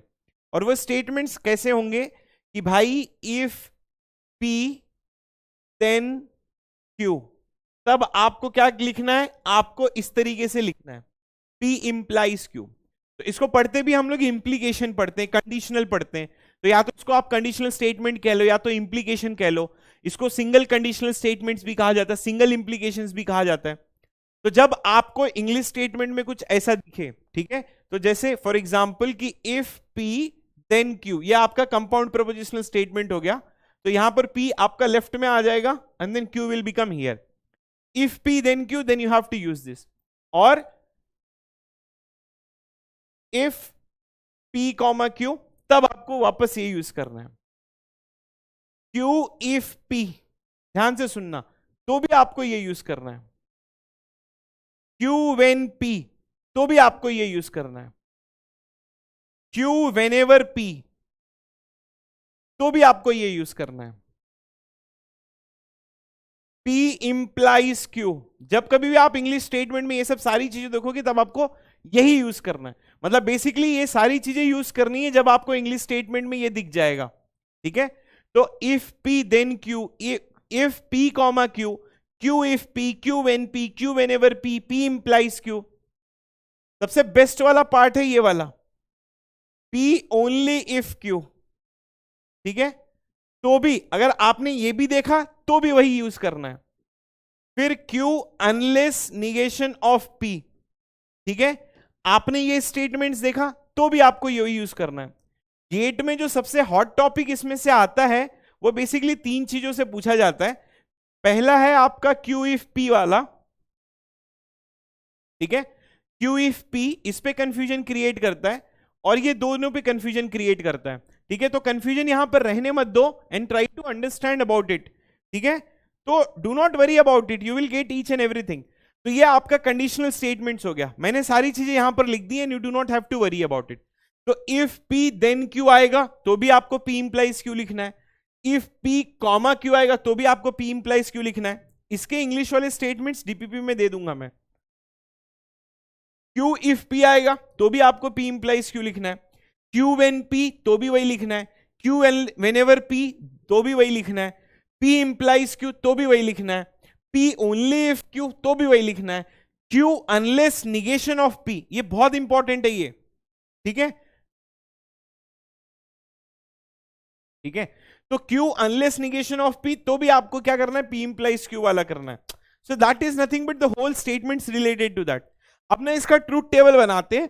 अगर आपने कंडीशनल स्टेटमेंट्स का ट्रूथ टेबल समझ गए तो everything will become fine and everything will become easy to each and every person. ध्यान से सुनना मेरी जान, सुनो। मैं एक स्टेटमेंट लिख रहा हूं, if you will win the match,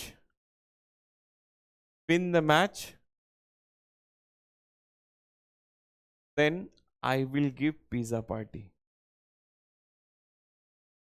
ध्यान से सुनना भाई, I will give pizza party, ठीक है।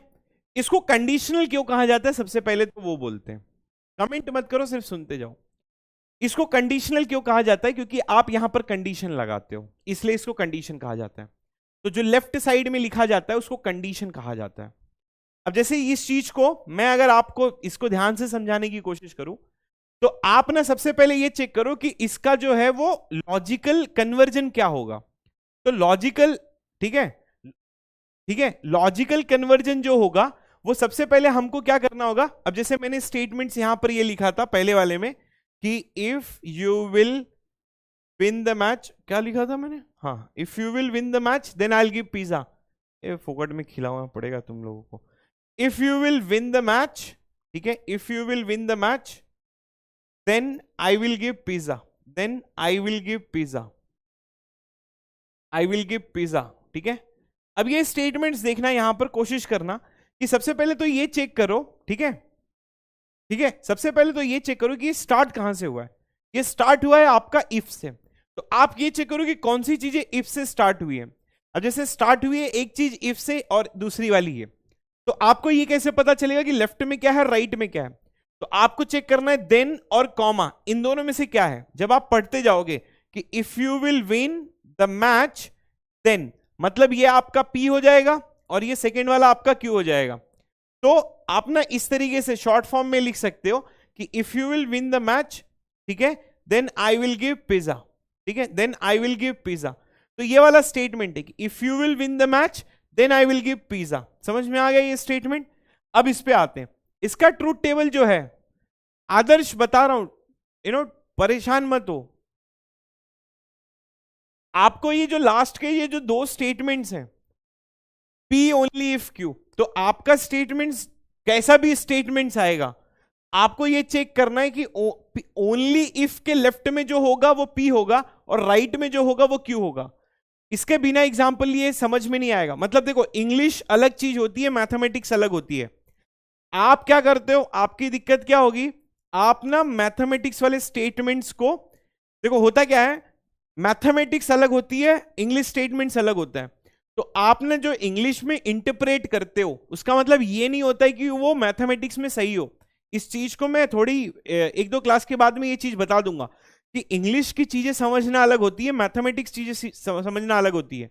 तो पी ओनली इफ क्यू जो होगा, ओनली इफ के लेफ्ट साइड में जो होगा वो पी होगा और राइट साइड में जो होगा वो क्यू होगा। Q unless negation of P. ठीक है, ये चीजें भी आएंगी धीरे धीरे, do not worry about it.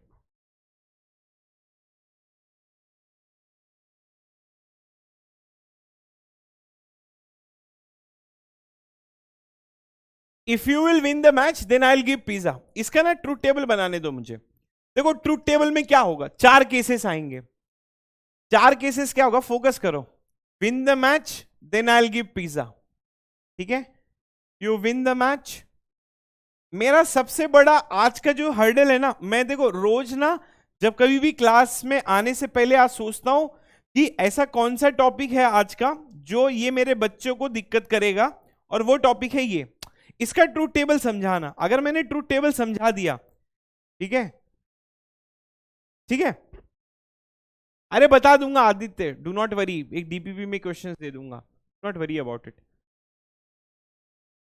ठीक है। तो बेसिकली मेरा सबसे बड़ा हर्डल है कि आपको ना I will try to give you this statement कि विन और पिज्जा। अब देखो, first of all you try to understand कि ये आपका पी हो गया और ये आपका क्यू हो गया, and then this is nothing but P implies Q.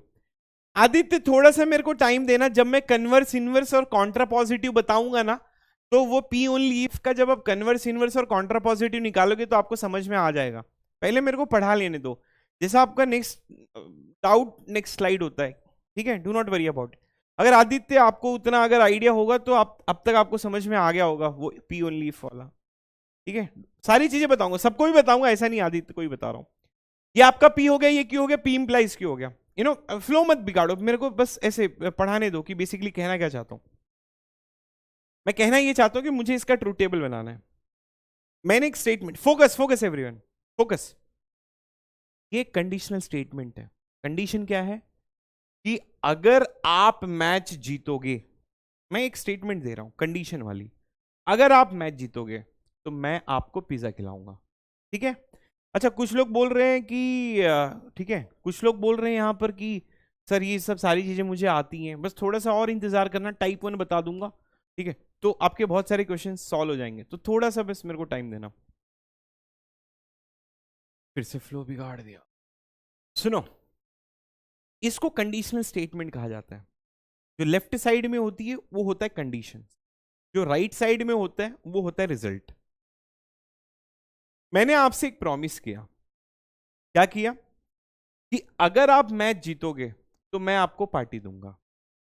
पहला केस जाते हैं और पहले केस के बारे में बात करते हैं। पहला केस ये कहता है कि आपने मैच जीत लिया और मैंने आपको पार्टी भी दे दिया, तो क्या यहां पर प्रॉमिस ब्रेक हुआ? नहीं, प्रॉमिस यहां पर ब्रेक नहीं हुआ, इसीलिए क्या हो गया, ट्रू हो गया। पहला स्टेटमेंट, मेरी प्रॉमिस, मैं खराब आदमी कब होऊंगा? आपने मैच जीत लिया और मैं वहां से भाग गया, तब जाके यहां पर मेरा प्रॉमिस ब्रेक होता है। तो कहने का मतलब क्या होता है कि ट्रू इंप्लाइज ट्रू जो होगा वो हमेशा ट्रू होगा, और ट्रू इंप्लाइज फॉल्स जो होगा वो हमेशा क्या होगा, आपका फॉल्स होगा। तो देखो आप क्या होगा यहां पर कंडीशन, देखो मेरी प्रॉमिस कब ब्रेक हो रही है, मेरी प्रॉमिस तब ब्रेक होगी कि भाई आपने मैच जीत लिया और मैंने आपको पिज्जा नहीं खिलाया, तब तो आप मुझे मार डालोगे ना, तब तो आप मुझे मार डालोगे। तो बोलोगे कि सर आपने तो है वो, हमने तो मैच जीत लिया और आपने पिज्जा नहीं खिलाया, तब जाके यहां पर मेरी प्रॉमिस ब्रेक होगी और then it will become a false, then it will become a false. Are you getting my point और नॉट? ठीक है, अब क्या आएगा वैभव, आएगा कॉन्ट्रापॉजिटिव। फ्लो मत बिगाड़ो, बाकी का सारी चीजें बताऊंगा, बस थोड़ा सा पेशेंस रखो आप लोग। अब जैसे ये आप हो गए, ये आपकी सिस्टर हो गई, ये आपकी मम्मी हो गई। आपने अपने घर पे बोल दिया कि अगर आपकी बहन बर्तन धोएगी तो आप खाना बनाओगे। आपने ये कंडीशन वाली स्टेटमेंट किसको दे दिया, मम्मी को दे दिया कि if she do the dishes, okay, if she do the dishes और wash the dishes, then I will cook. ठीक है, कंडीशन समझना, मतलब वॉश, तब आप क्या करोगे, खाना बनाओगे। आपने ये मम्मी को स्टेटमेंट दिया, सुनना, मम्मी आई, मैं ऐसे बैठा था, मैंने कंडीशन दिया, ध्यान से सुना। मेरा सबसे बड़ा हर्डल है कि मैं ये इसका ट्रूथ टेबल समझा दूं। ट्रूथ टेबल समझा दिया ना तो आई will be very happy and you will also be very happy. Mummy वहां पे खड़ी है, मैं ऐसे लेटा हुआ हूँ, सिस्टर यहाँ बैठी है। मैं मम्मी को बोला अगर इसने बर्तन धोया तो मैं खाना बनाऊंगा। इतना डिमांड, इतनी कंडीशन? हाँ भाई है कंडीशन, फैकल्टी हूं। अगर इसने खाना बनाया, सॉरी, अगर इसने बर्तन मांजा तो मैं खाना बनाऊंगा। पहला केस कि आपकी सिस्टर ने बर्तन धो दिया और आपने खाना भी बना दिया, तो आपकी मम्मी तो आपको नहीं मारेंगी, कोई दिक्कत ही नहीं होगा। दूसरा केस कि यहां पर आपकी बहन ने डिश वॉश कर दिया और भाई साहब आपने खाना नहीं बनाया, तब यहां पर पड़ेगी मार। तो इसीलिए कंडीशनल जब आप देते हो, जब कभी भी कंडीशंस देते हो कि अगर भाई कंडीशंस जो है वो सही हो गई तो रिजल्ट अगर गलत आ गया तो पूरा का पूरा स्टेटमेंट आपका फॉल्स हो जाएगा। तीसरा स्टेटमेंट, आपकी बहन ने डिश वॉश नहीं किया, ठीक है,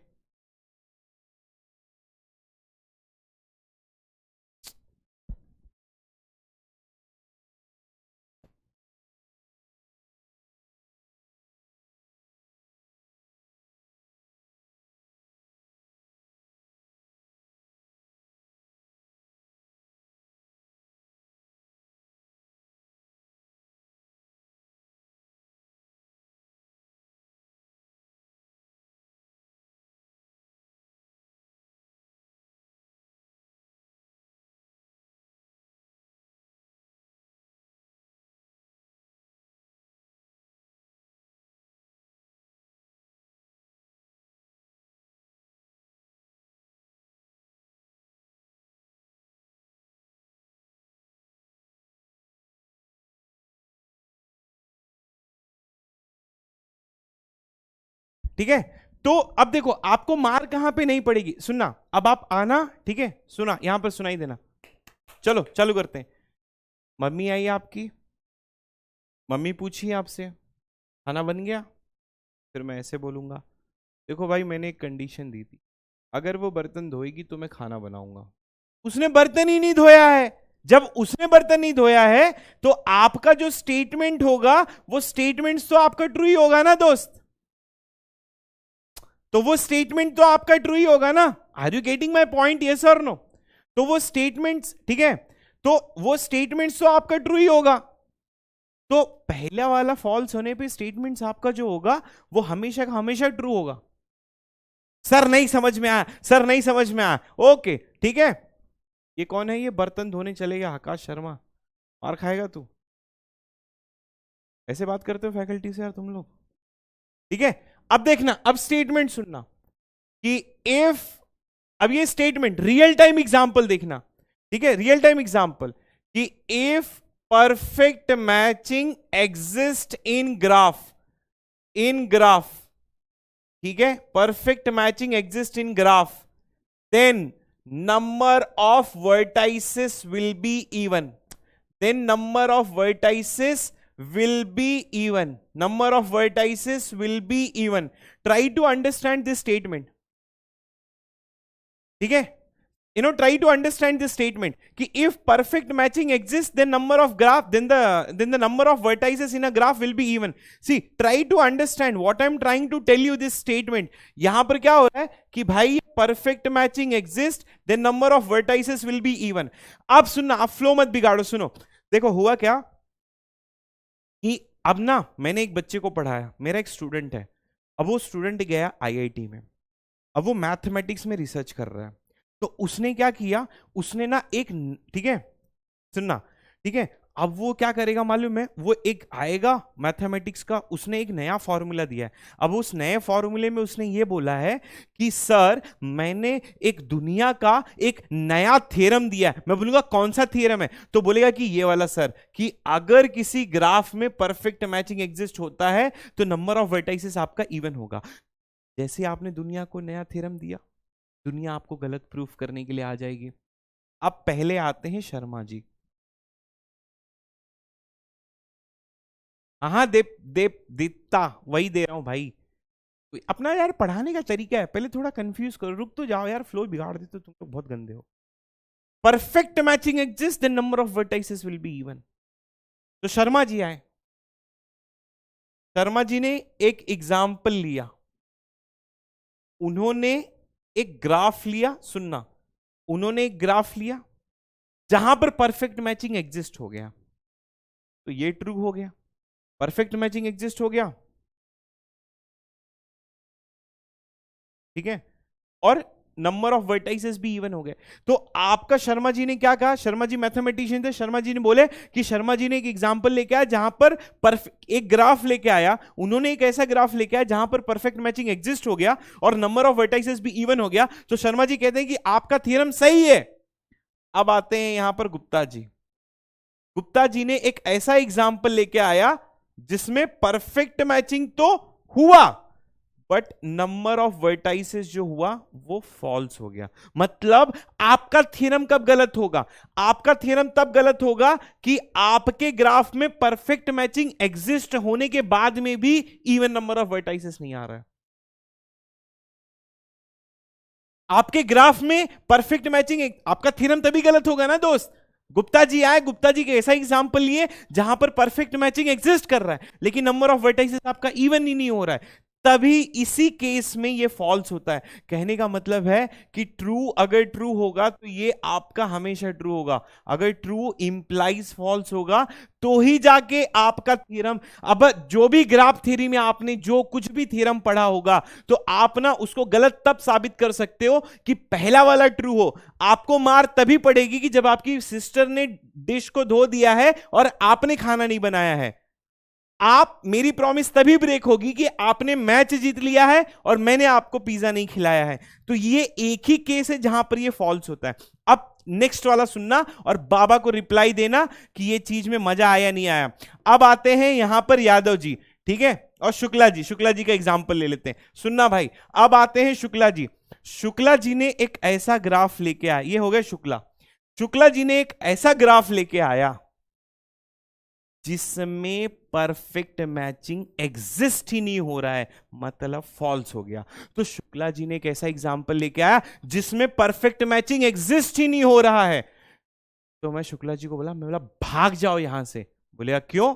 भाई गलत एग्जाम्पल मेरे थियरम को गलत नहीं करता है।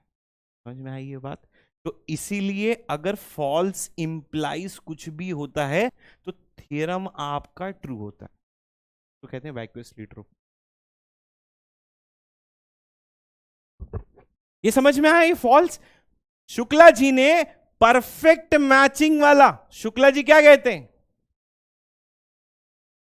शुक्ला जी क्या कहते हैं? शुक्ला जी ने एक ऐसा एग्जांपल लेके आया जिसमें परफेक्ट मैचिंग एग्जिस्ट ही नहीं होता है। तो मैं बोलूंगा भाग जाओ यहां से, नहीं तो मार खाओगे। मेरा स्टेटमेंट क्या है कि अगर परफेक्ट मैचिंग एग्जिस्ट हुआ तब हम आगे बात करेंगे। भाई तुम ऐसा एग्जांपल लेके आ रहे हो जिसमें परफेक्ट मैचिंग ही एग्जिस्ट नहीं हो रहा है। अब जब परफेक्ट मैचिंग ही एग्जिस्ट नहीं हो रहा है तो गलत एग्जांपल मेरे थ्योरम को गलत नहीं कर सकता। इसीलिए false will always imply true. तो फॉल्स इंप्लाइज फॉल्स हो तो भी ट्रू होगा, और फॉल्स इंप्लाइज ट्रू हो तो भी आपका ट्रू होगा। This statement will always be true. आ गया? अभी आ गया सबको? मजा आया सबको? तो पहला false implies will always become a true. अब जिन लोगों को नहीं समझ में आया वो यहां पर देखेंगे। तीसरा क्या था? आपने मैच नहीं जीता, मतलब फॉल्स हो गया। आपने अगर मैच नहीं जीता है तो प्रॉमिस खराब होगी क्या? नहीं होगी ना। मैं एक अच्छा इंसान था, मैंने पिज्जा खिला दिया, अच्छा इंसान हुई मैं, तो फॉल्स इंप्लाइज ट्रू। मेरा प्रॉमिस थोड़ी खराब हो रहा, मेरा प्रॉमिस तो तभी खराब होगा ना ये सेकंड वाले केस में कि आपने मैच जीत लिया और मैंने आपको पिज्जा नहीं खिलाया। आप अगर मैच हार जाओगे तो ये तो नहीं आके मेरा कॉलर पकड़ो कि पिज्जा क्यों नहीं खिलाया। मैं बोला भाई कंडीशन दिया था, तुमने सेटिस्फाई नहीं किया कंडीशन को।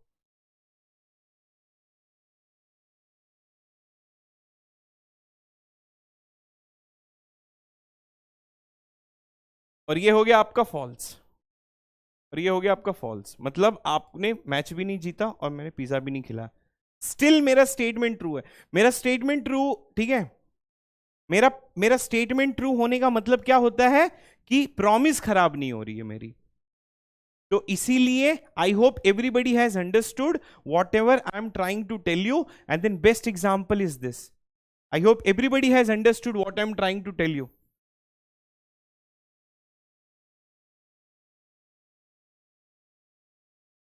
ये कौन है बोल रहा है ग्राफ का ऑपरेशन बाकी है? मार खाएगा मोहित। ठीक है, तो perfect matching exist, number of vertices will even. Perfect matching exist, number of vertices will even. ये लिख रहा हूँ, नोट्स बना रहा हूँ, समझ में तो आ ही गया होगा आपको।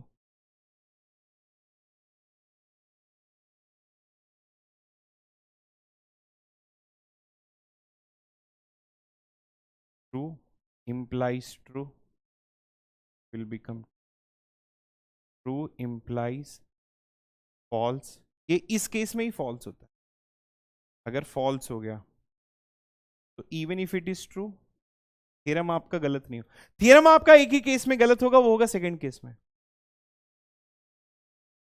यहां पर ये फॉल्स हो गया, यहां पर ये भी फॉल्स हो गया, तो भी आपका स्टेटमेंट जो होगा वो ट्रू होगा। बहुत सारे एग्जाम्पल है, बहुत सारे एग्जाम्पल है मेरे दोस्त। For example, if graph is planar, if graph is planar then e is less than or equal to 3n minus 6। अब इसका मतलब समझ में आ रहा होगा। ये फॉल्स कब होगा कि आपने ये, आप ऐसा एग्जांपल लेके आओ कि जो ग्राफ है वो आपकी प्लेनर हो और ये वाली कंडीशन जो है वो सेटिस्फाई ना करे। इस चीज का, इस स्टेटमेंट का मतलब अब समझ में आ रहा होगा। अगर सर ग्राफ प्लेनर नहीं है तो, अरे भाई ग्राफ प्लेनर नहीं है तो ये थ्योरम थोड़ी गलत होगा दोस्त। समझ में आ रहा है? अगर ग्राफ प्लेनर नहीं है तो थ्योरम थोड़ी स्टेटमेंट गलत होगा। इसीलिए false implies anything will always become a true. इसका मतलब ही वही होता है कि a wrong example can not destroy my theorem, and that's how false implies will always become a true. So please please please everyone comment the red heart if you have understood the meaning of it, जिसमें बहुत सारे बच्चे struggle कर रहे थे। ये बाबा का जलवा। तो बोलते कॉन्सेप्ट।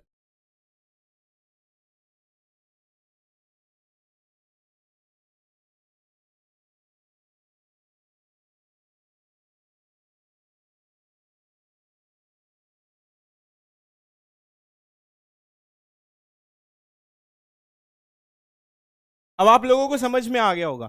अब कहीं पर भी मैंने ये स्टेटमेंट्स दिया है, ठीक है, अब कहीं पर भी मैंने स्टेटमेंट्स दिया है।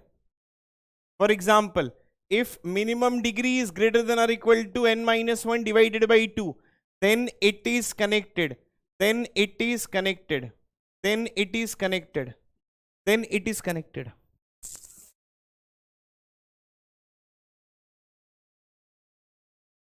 Then it is connected. A wrong example cannot disprove my theorem. A wrong example cannot disprove my theorem. For example, see this. कितना? 1 2 3 4 5 और 6, ठीक है, 7 ले लेते हैं। 7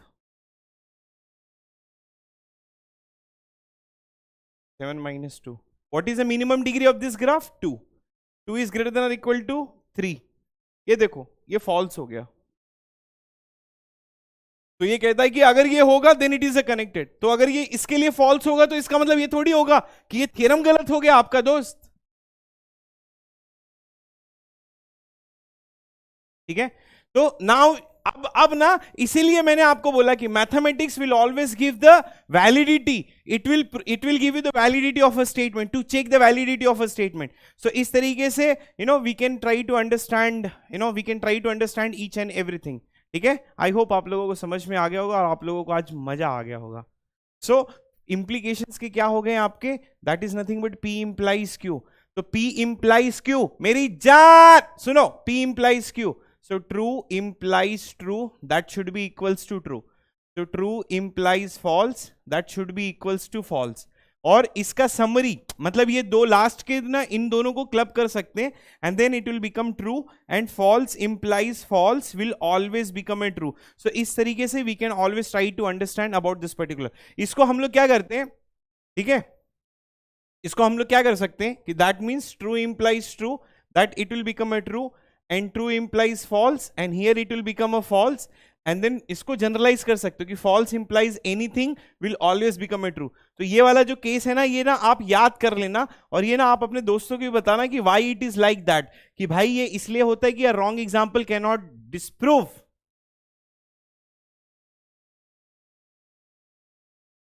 a wrong example cannot disprove the theorem. So that is nothing but the whole thing. अब आगे का सुनना भाई लोग, भाई लोग, भाई लोग, भाई लोग, ए क्या कर रहे हो, आपस में बात कर रहे हो, ठीक है, सुनो यहां पर। इंप्लीकेशन क्या होता है आपका? इंप्लीकेशन क्या होता है? इंप्लीकेशन होता है P इंप्लाइज Q। एग्जाम्पल क्या था कि अगर परफेक्ट मैचिंग एग्जिस्ट हुआ तो नंबर ऑफ वर्टाइसेस आपका इवन होगा, बराबर है। 3 अलग अलग केसेस होते हैं, 3 अलग अलग केस होता है। एक को कहा जाता है कन्वर्स, ठीक है, प्यार से बता रहा हूं। एक को कहा जाता है इनवर्स, ठीक है, और एक होता है कॉन्ट्रापॉजिटिव। एक होता है कॉन्ट्रापॉजिटिव, एक होता है कन्वर्स, इनवर्स और कॉन्ट्रापॉजिटिव। ये अलग अलग वेरिएशंस हैं। सुनना सुनना सुनना सब लोग, जब आप P इंप्लाइज Q लिखते हो, ठीक है, जब आप P इंप्लाइज Q लिखते हो तो जो कन्वर्स होता है उसको हम लोग ये लिखते हैं Q implies 1, Q implies P। मतलब अगर P इंप्लाइज Q हो गया, ठीक है, तो क्या करना है आपको, क्या करना है, Q इंप्लाइज P लिखोगे तो इसका कन्वर्स ये हो गया। मतलब ऐसा होगा कि P implies Q, P implies Q, इसका कन्वर्स क्या होगा, इसका कन्वर्स होगा Q इंप्लाइज P। और अनदर वे ऑफ राइटिंग की Q implies P is converse of, ठीक है, converse of P implies Q। ये 3 अलग अलग वेरिएशंस हैं, इसको समझने की कोशिश सुनना। Q इंप्लाइज P, इनवर्स जो होगा वो negation of P implies negation of Q होगा। इसको मैं अगर और भी शॉर्ट फॉर्म में बताऊं तो ये एक, जब एक इंप्लाई करेगा दो के ऊपर तो इंप्लीकेशन हो गया। जब आपका दो इंप्लाई करता है, मतलब सेकेंड वाला टर्म फर्स्ट को इंप्लाई करे तो कन्वर्स हो जाएगा, और निगेशन ऑफ फर्स्ट वाला टर्म अगर निगेशन ऑफ सेकेंड वाले टर्म को इंप्लाई करे तो इनवर्स हो जाएगा। ठीक है, अच्छा ये चीज आपने ऑलरेडी पढ़ा है, contrapositive negation of Q it is implying negation of P। आप जरा इसको ना मैच कराने की कोशिश करते हैं, सुनना सुनना बड़े फोकस से सुनना। स्टेटमेंट क्या था कि if perfect matching exist then number of vertices will be even. ये क्या कहता है, ये क्या कहता है कि इसको समझने की कोशिश करो कि अगर किसी ग्राफ में इवन नंबर ऑफ वर्टाइसेस है तो क्या परफेक्ट मैचिंग एग्जिस्ट होगा? इसको ही कहा जाता है vice versa is not true. तो इसको ना कन्वर्स कहा जाता है कि थ्योरम का कन्वर्स सही नहीं है। जो आप बोलते हो ना sir vice versa is true, ये है वाइस वर्सा, कन्वर्स, कन्वर्स को वाइस वर्सा कहते हैं। तो अगर किसी ग्राफ में परफेक्ट मैचिंग एग्जिस्ट हुआ तो नंबर ऑफ वर्टाइसेस इवन होगा, ये स्टेटमेंट आपको पता है। लेकिन अगर किसी ग्राफ में इवन वर्टाइसेस हो तो क्या परफेक्ट मैचिंग एग्जिस्ट होगा? नहीं। इसीलिए P implies Q is not equals to Q implies P. It is not equals to Q implies P. Inverse check कर लेते, इनवर्स चेक कर लेते, सुनना। निगेशन ऑफ P का मतलब होता है निगेशन ऑफ परफेक्ट मैचिंग। मतलब अगर किसी ग्राफ में परफेक्ट मैचिंग एग्जिस्ट नहीं होता है तो उस ग्राफ में इवन नंबर ऑफ वर्टाइसेस कभी नहीं आ सकते। तो गलत बात है ना। इसीलिए इसीलिए P implies Q is also not same as negation of P implies negation of Q। तीसरा स्टेटमेंट, निगेशन ऑफ Q का क्या मतलब है कि अगर किसी ग्राफ में इवन वर्टाइसेस नहीं होगा तो उसमें परफेक्ट मैचिंग एग्जिस्ट नहीं होगा। इवन वर्टाइसेस नहीं होगा मतलब अगर किसी ग्राफ में ऑड वर्टाइसेस होगा तो क्या परफेक्ट मैचिंग एग्जिस्ट नहीं होगा? हां भाई ये सही है। इसीलिए P implies Q it is equals to contrapositive. तो every statement is equals to its contrapositive. Understood? इसको देख लो एक बार। कहने का मतलब आप इसका ट्रूथ टेबल बना के भी समझ सकते हो। आप ये दोनों का ट्रूथ टेबल बनाओ, इन दोनों के ट्रूथ टेबल में आपको you will not get the similarity. इसके भी ट्रूथ टेबल में आपको सिमिलैरिटी नहीं मिलेगा। फिर से सुनना, फिर से सुनना। मैंने आपको पहले क्या बताया, कन्वर्स, इनवर्स और कॉन्ट्रापॉजिटिव का नोटेशंस बताया कि इसका नोटेशन क्या होता है। इसका नोटेशन होता है Q इंप्लाइज P। इसका negation of P implies negation of Q। इसका negation of Q implies negation of P। तो एग्जांपल लिया कि परफेक्ट मैचिंग अगर एग्जिस्ट हुआ तो नंबर ऑफ वर्टाइसेस आपका इवन होगा। अच्छा, जो लोग ग्राफ नहीं पढ़े ना वो डायरेक्टली ये चीज को भी समझ सकते हैं, ये लास्ट वाला। ठीक है, तो परफेक्ट मैचिंग, अगर किसी ग्राफ में परफेक्ट मैचिंग हुआ देन नंबर ऑफ वर्टाइसेस आपका इवन होगा। ये स्टेटमेंट आपका ट्रू है। अब ये क्या कहता है, इसका कन्वर्स जो है, कन्वर्स क्या कहता है कि अगर किसी ग्राफ में इवन वर्टाइसेस हैं तो क्या हमेशा परफेक्ट मैचिंग होगा? नहीं। इसलिए दिस इज नॉट इक्वल। अगर किसी ग्राफ में परफेक्ट मैचिंग हुआ ही नहीं तो क्या हमेशा वो ग्राफ में इवन नंबर ऑफ वर्टाइसेस नहीं आएंगे? ये भी इक्वल नहीं है। लेकिन अगर किसी ग्राफ में इवन वर्टाइसेस नहीं है मतलब क्या है, ऑड है। अगर ऑड है तो परफेक्ट मैचिंग एग्जिस्ट नहीं होगा। सो इसकी पूरी समरी हम लोग क्या लिख सकते हैं, इसकी पूरी समरी हम लोग what we can try to write it down, and that we can try to write it down is basically कि भाई P implies Q is logically equivalent to negation of Q, it is implying negation of P. This is a summary what I just want to let it to know to each and every person. This is very important. Understood everyone?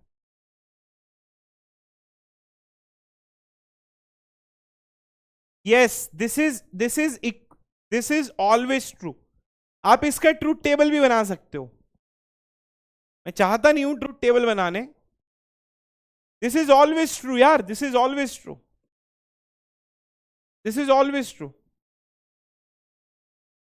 कि अगर if you have won the match, then I will give pizza. अगर मैंने pizza नहीं खिलाया तो इसका एक ही मतलब होगा कि आपने मैच नहीं जीता। ये काउंटर पॉजिटिव है। काउंटर पॉजिटिव नहीं आया समझ में? चलो फिर से बता देता हूं, दूसरा एग्जांपल लेता हूं। I try to give you second example, do not worry about it.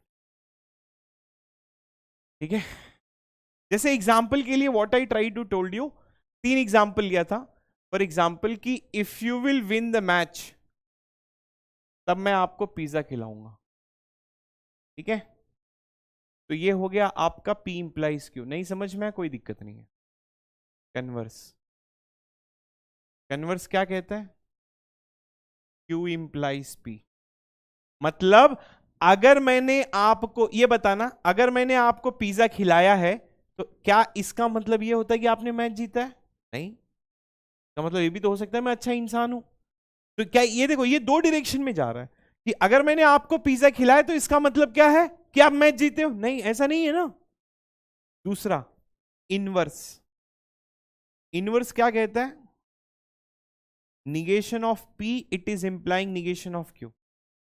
ये क्या कहता है कि अगर जो है वो आप मैच नहीं जीते हो, सपोज फॉर एग्जांपल कि if you have not won the match, if you have not won the match तो मैंने आपको पिज्जा भी नहीं खिलाया है। भाई खिला भी सकता हूं, अगर आप मैच हार भी गए तो भी तो मैं अच्छा इंसान हूं। ये भी दो डायरेक्शन में जा रहा है, ये भी दो डायरेक्शन में जा रहा है। मतलब अगर if you have got the pizza इसका मतलब क्या है कि आप मैच जीते हो? नहीं, आप मैच हार भी सकते हो, जीत भी सकते हो। यहां पर भी दो डायरेक्शन है कि if you have lost the match तो आप पिज्जा नहीं खाए हो, मतलब खिला भी सकता हूं मैं। थर्ड वाला, contrapositive. What is this contrapositive? Contrapositive what it is trying to say that कि if negation of Q it is implying negation of P। Negation of Q क्या है? Q का मतलब कि अगर आपने pizza नहीं खाया है, अगर आपने नहीं खाया है, ये एक ही डायरेक्शन में जा रहा है, उसका मतलब मैं गुस्सा हूं और आपने मैच नहीं जीता।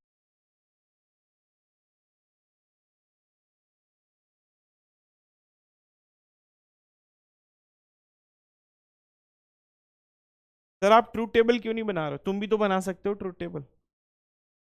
मैं वेट कर लेता हूं।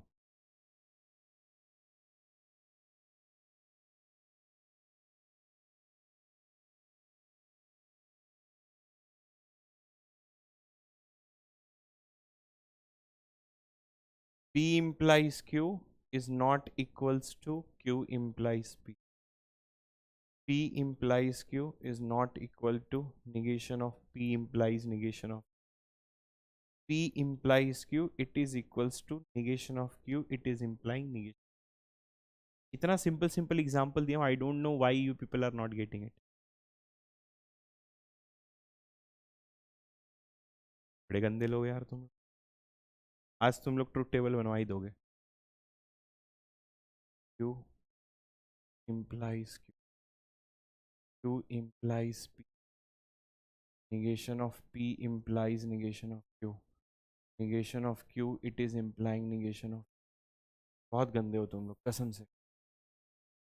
negation of P, negation of Q, P implies Q, Q implies P, negation of P it is implying negation of Q। मैं वेट कर रहा हूं, तुम लोग ट्रूथ टेबल बनाओ, सब लोग बनाओ ट्रूथ टेबल, कुछ समझ में आ जाएगा तुमको।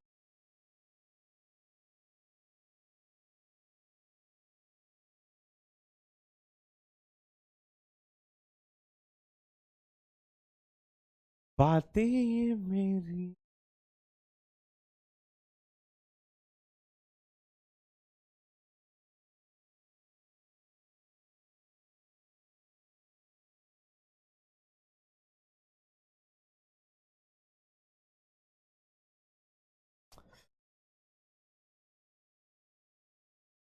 लेकिन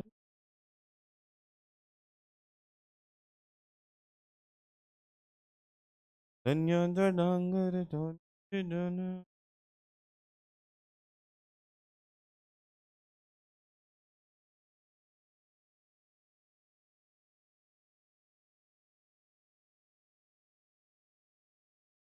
क्यू इम्प्लाई,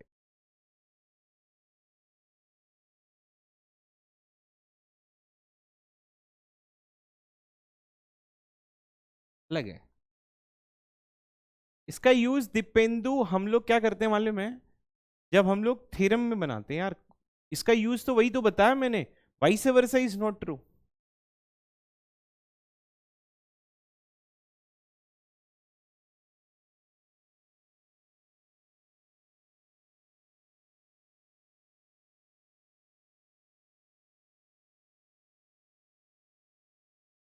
ये देखना, they are not same, they are not same, so that is why,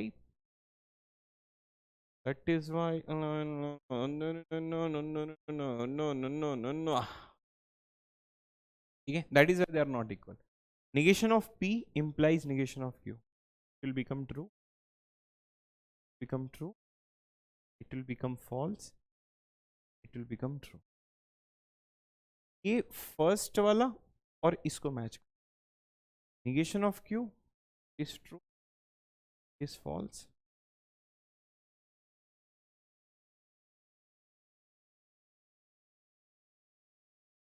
समझा?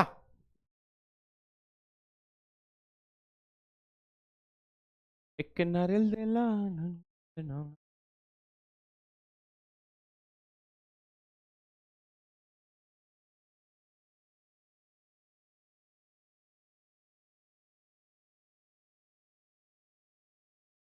इसीलिए अगर किसी चीज का देखो, अगर किसी चीज का ट्रूथ टेबल सेम होता है तो दे आर लॉजिकली इक्विवेलेंट, तो इसीलिए P implies Q is basically logically equivalent to negation of Q, it is implying negation of P।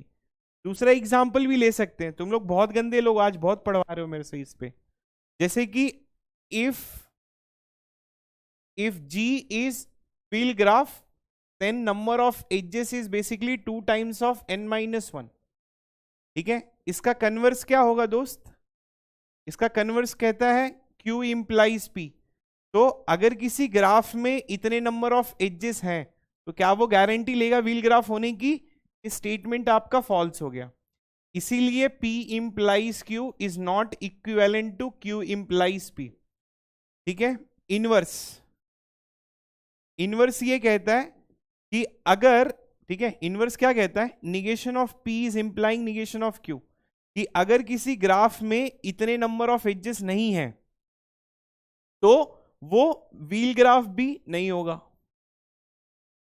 ठीक है। See what it is trying to say that, अच्छा ये उल्टा लिख दिया मैंने, कि अगर कोई ग्राफ व्हील नहीं है, निगेशन ऑफ P, अगर कोई ग्राफ व्हील नहीं है तो उसमें जो नंबर ऑफ एजेस होंगे वो इतने नहीं हो सकते, ये भी रॉन्ग है, दिस इज ऑल्सो फॉल्स। हो भी सकते हैं भाई, अगर कोई ग्राफ व्हील नहीं है, ठीक है, तो उसका जो नंबर ऑफ एजेस इतने नहीं है, ऐसे जरूरी नहीं है। कॉन्ट्रापॉजिटिव क्या कहता है, कॉन्ट्रापॉजिटिव ये कहेगा कि अगर किसी ग्राफ में एग्जैक्टली इतने नंबर ऑफ एजेस नहीं है, ठीक है, तो वो कभी व्हील ग्राफ नहीं बन सकता है, दिस इज ट्रू।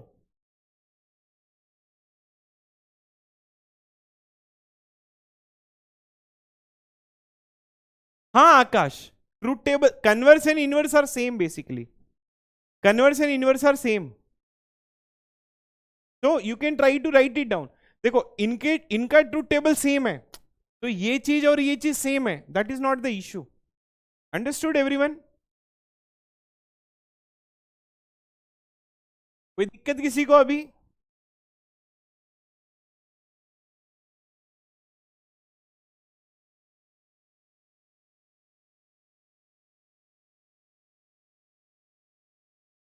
बोले यार फटाफट।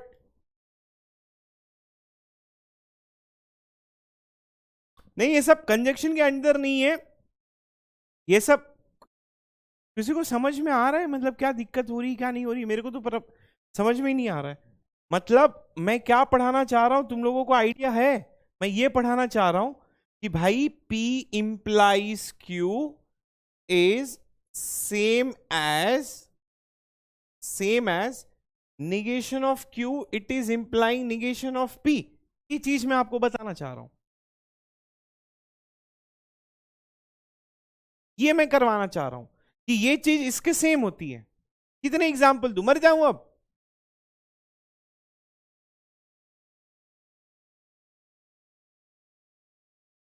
जैसे अभी आपने एक चीज देखा, अच्छा छोड़ो, एनी हाउ जाने दो।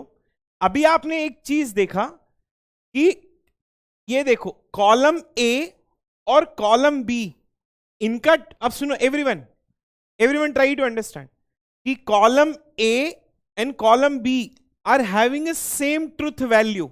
सेम ट्रूथ वैल्यू मतलब जब यहां पर ट्रू लिखा था तो यहां पर भी ट्रू आया था, जब यहां पर फॉल्स लिखा तो यहां पर भी फॉल्स है, जब यहां पर ट्रू लिखा। कहने का मतलब है कि अगर किसी चीज का, कहने का मतलब है कि अगर आप ये ट्रूथ टेबल ड्रॉ करते हो, suppose if you people are drawing the truth table, ठीक है, and this is basically one column and this is basically another column, ठीक है। तो जब ना आप ये कॉलम ए लिखते हो और जब ये आप कॉलम बी लिखते हो, and if they are having a same expression, मतलब अगर आपने यहां पर ट्रू लिखा है और यहां पर भी ट्रू लिखा है, अगर आपने यहां पर फॉल्स लिखा है और यहां पर भी फॉल्स लिखा है, अगर आपने यहां पर ट्रू लिखा है और यहां पर ट्रू लिखा है, यहां पर फॉल्स लिखा है, यहां पर फॉल्स लिखा है, तो दे आर लॉजिकली इक्विवेलेंट। तो एग्जाम्पल के लिए, if A and B are having same value, are having same value, are having same value और सेम बिहेवियर, सेम बिहेवियर मतलब अगर वो भी ट्रू है ये भी ट्रू है, वो भी फॉल्स है वो भी फॉल्स है, वो भी ट्रू है वो भी ट्रू है, वो भी फॉल्स है वो भी फॉल्स है, तो ए एंड बी मतलब ये पूरा एक्सप्रेशन, ठीक है, पूरा एक्सप्रेशन, वो ए है ये बी है, A and B are having a same value और सेम बिहेवियर, सेम बिहेवियर, ठीक है, try to understand this, same behaviour, तब A is logically equivalent to B. इसको हम लोग ये लिखते हैं कि A is logically equivalent to B। Example के लिए what we can say that कि भैया P implies Q is logically equivalent to इसका कॉन्ट्रापॉजिटिव, और कॉन्ट्रापॉजिटिव क्या है, negation of Q, it is implying negation of P, ये इसका कॉन्ट्रापॉजिटिव है। तो A and B are having a same behaviour या फिर सेम वैल्यू, मतलब अगर ये भी ट्रू है तो ये भी ट्रू है, ये भी फॉल्स है ये भी फॉल्स है, ये भी ट्रू है वो भी ट्रू है, ये भी फॉल्स है वो भी फॉल्स है, मतलब आप जो चीज लेफ्ट में लिख रहे हो और राइट में भी वही आ रहा है। अगर दो कॉलम का बिहेवियर सेम है तो उनको लॉजिकली इक्विवेलेंट बोला जाता है और उसको इस तरीके से दर्शाया जाता है, उसको इस तरीके से दर्शाया जाता है। समझ में आ गया एवरीवन? उसको इस तरीके से दर्शाया जाता है। तो कहने का मतलब क्या है, ठीक है, कहने का मतलब क्या है कि if they are logically equivalent then they are having same behaviour. चलो अब हम लोग जाते हैं और नेक्स्ट वाले स्टेटमेंट्स का, और नेक्स्ट वाला स्टेटमेंट्स क्या है आपका, बाई कंडीशनल स्टेटमेंट है। तो अब हम लोग जाएंगे और बात करेंगे बाई कंडीशनल वाले स्टेटमेंट्स की। बाई कंडीशनल का जो स्टेटमेंट्स है उसका रिप्रेजेंटेशन कुछ इस तरीके से होता है। ये यूज कब करना है आपको, आपको ये यूज करना है जब कहीं पर भी आपको इफ एंड ओनली इफ दिखेगा तब आपको यूज करना है, और या तो आपको इस तरीके से दिख जाएगा तो आपको यूज करना है, या तो आपको नेसेसरी एंड सफिशिएंट कंडीशंस दिख जाए तो आपको ये यूज करना है। इसका ट्रूथ टेबल कैसा होता है, ये हो गया P और Q, ये हो गया P डबल इंप्लीकेशन Q। कहने का मतलब है कि जब मैं अगर यहां पर ट्रू लिखूंगा, ये आपको ट्रू तभी देगा जब सेम बिहेवियर होगा। तो ये ट्रू, ये आपका ट्रू, ये फॉल्स और ये फॉल्स, तो ये आपका क्या हो जाएगा, ट्रू हो जाएगा। अगर ये ट्रू हो गया और ये फॉल्स हो गया तो ये आपका फॉल्स हो जाएगा। अगर ये फॉल्स ये ट्रू तो ये आपका फॉल्स हो जाएगा। कहने का मतलब क्या होता है, कहने का मतलब क्या होता है, यू ट्राई टू अंडरस्टैंड कि ये P है ये Q है। P डबल इंप्लीकेशन आपका तभी ट्रू होता है जब एक ही टाइम पे दोनों ट्रू होंगे या एक ही टाइम पे दोनों फॉल्स होंगे। जैसे एग्जाम, ठीक है, जैसे एग्जाम्पल के लिए मैं अगर बोलूं कि किसी भी ग्राफ, कोई भी ग्राफ यूलर होगा, ठीक है, try to understand this statement. आप ना जब वो मैथमेटिक्स हम लोग ग्राफ थ्योरी पढ़ रहे थे तो उसमें मैंने एक थ्योरम लिखा था कि G जो है, G is Euler graph, G is Euler graph, ठीक है। फिर उसके बाद में लिखा था कि इफ एंड ओनली इफ, मैंने ऐसा लिखा था कि if and only if degrees of all vertices are even, ठीक है, degrees of all vertices are even. तो इसका मतलब क्या होगा, जब ये वाला मैं स्टेटमेंट लिखता हूं, ठीक है, कि भाई G is Euler, everyone focus, हाँ, G इज यूलर। आप लोग ना कमेंट मत किया करो, अभी बच्चे लोग हो आप लोग, ठीक है, फोकस करो समझने के लिए कि जी इज यूलर ग्राफ, उसके बाद में मैंने लिखा था, कमेंट करने में जाओगे तो कुछ ऐसी चीज मेरे मुंह से निकल जाएगी, मतलब पढ़ाई रिलेटेड, कि फिर आप बोलोगे कि यार सर ये तो आप डाउट में, मेरा यही तो डाउट था। तो फोकस क्या करो कि G is having all degrees are even, मतलब ये देखो, ये मैंने थ्योरम दिया था, ठीक है, डिग्रीज आर इवन। कहने का मतलब ये है कि आप ना डबल इंप्लीकेशन देखो, यहां पर डबल इंप्लीकेशन है इफ एंड ओनली इफ। मैंने ऐसा नहीं कहा था if G is Euler then number of vertices are even, ये नहीं कहा था। यूलर है, डबल इंप्लीकेशन, सारे वर्टाइसेस की डिग्री कितनी होगी आपकी, इवन होगी। तो जब, अब सुनना, अगर कोई ग्राफ यूलर होगा तो सीधी सी बात है कि सबका डिग्री इवन होगा, तो कोई प्रॉब्लम ही नहीं है। अगर वो यूलर नहीं होगा तो सबकी डिग्री इवन नहीं होगी, that is nothing but double implication. I hope you people have understood what I am trying to tell you, ठीक है। तो इस तरीके से we can also try to get it everything that will be related to that, ठीक है। So that's how you will be getting the biconditional statement. I hope everybody has understood about the what is a biconditional statement, what is a conditional statements, what is this, what is that, what is these, what is those, ठीक है। अब ना जरा सुनने की कोशिश करना आगे। अब जैसे मैं अगर बोलूं, एग्जाम्पल के लिए मैं लिखूं, आगे अब कंफ्यूजन क्रिएट होगा, ए और बी लॉजिकली इक्विवेलेंट है, ठीक है। अगर ए और बी लॉजिकली इक्विवेलेंट है तो इनका सेम बिहेवियर होगा, इनका क्या होगा, सेम बिहेवियर, इनका होगा सेम बिहेवियर। अब अगर इनके बीच में मैं डबल इंप्लीकेशंस लगा दूं तो, जैसे ये ए हो गया आपका और ये बी हो गया, ठीक है। अब ये सुनना, ये हो गया आपका ए और ये हो गया आपका बी। अब इनके बीच में मैं लगा दिया डबल इंप्लीकेशन, और ए और बी लॉजिकली इक्विवेलेंट है, मतलब अगर यहां पर ट्रू है तो यहां पर भी ट्रू है, तो ए डबल इंप्लीकेशन में भी ट्रू ही आएगा। अगर यहां पर फॉल्स है तो ये कहता है कि ये भी फॉल्स है, यहां पर भी तो ट्रू ही आएगा। अगर ये ट्रू है, देखो एक्चुअली ये दोनों कॉलम सेम है, कैसे, मैंने माना है, हमारा अजम्पशन है कि A is logically equivalent to B, तो जब मैं ए डबल इंप्लीकेशन बी लिखूंगा तो मेरे को सारा का सारा जो ये लास्ट वाला कॉलम है वो मेरे को मिल जाएगा ट्रू, एग्री। तो अब ना कहने का मतलब ये है कि अगर ऐसा कुछ भी टेबल आता है जिसमें हमारा लास्ट एक्सप्रेशन जो है, जिसमें हमारा लास्ट एक्सप्रेशन आपको ट्रू ट्रू ट्रू ट्रू मिल जाता है, तो इस एक्सप्रेशन को हम लोग कहते हैं टॉटोलॉजी। क्या कहते हैं, टॉटोलॉजी। Understood everyone?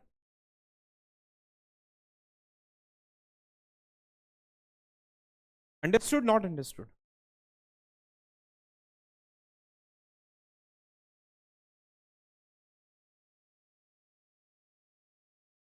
क्लियर?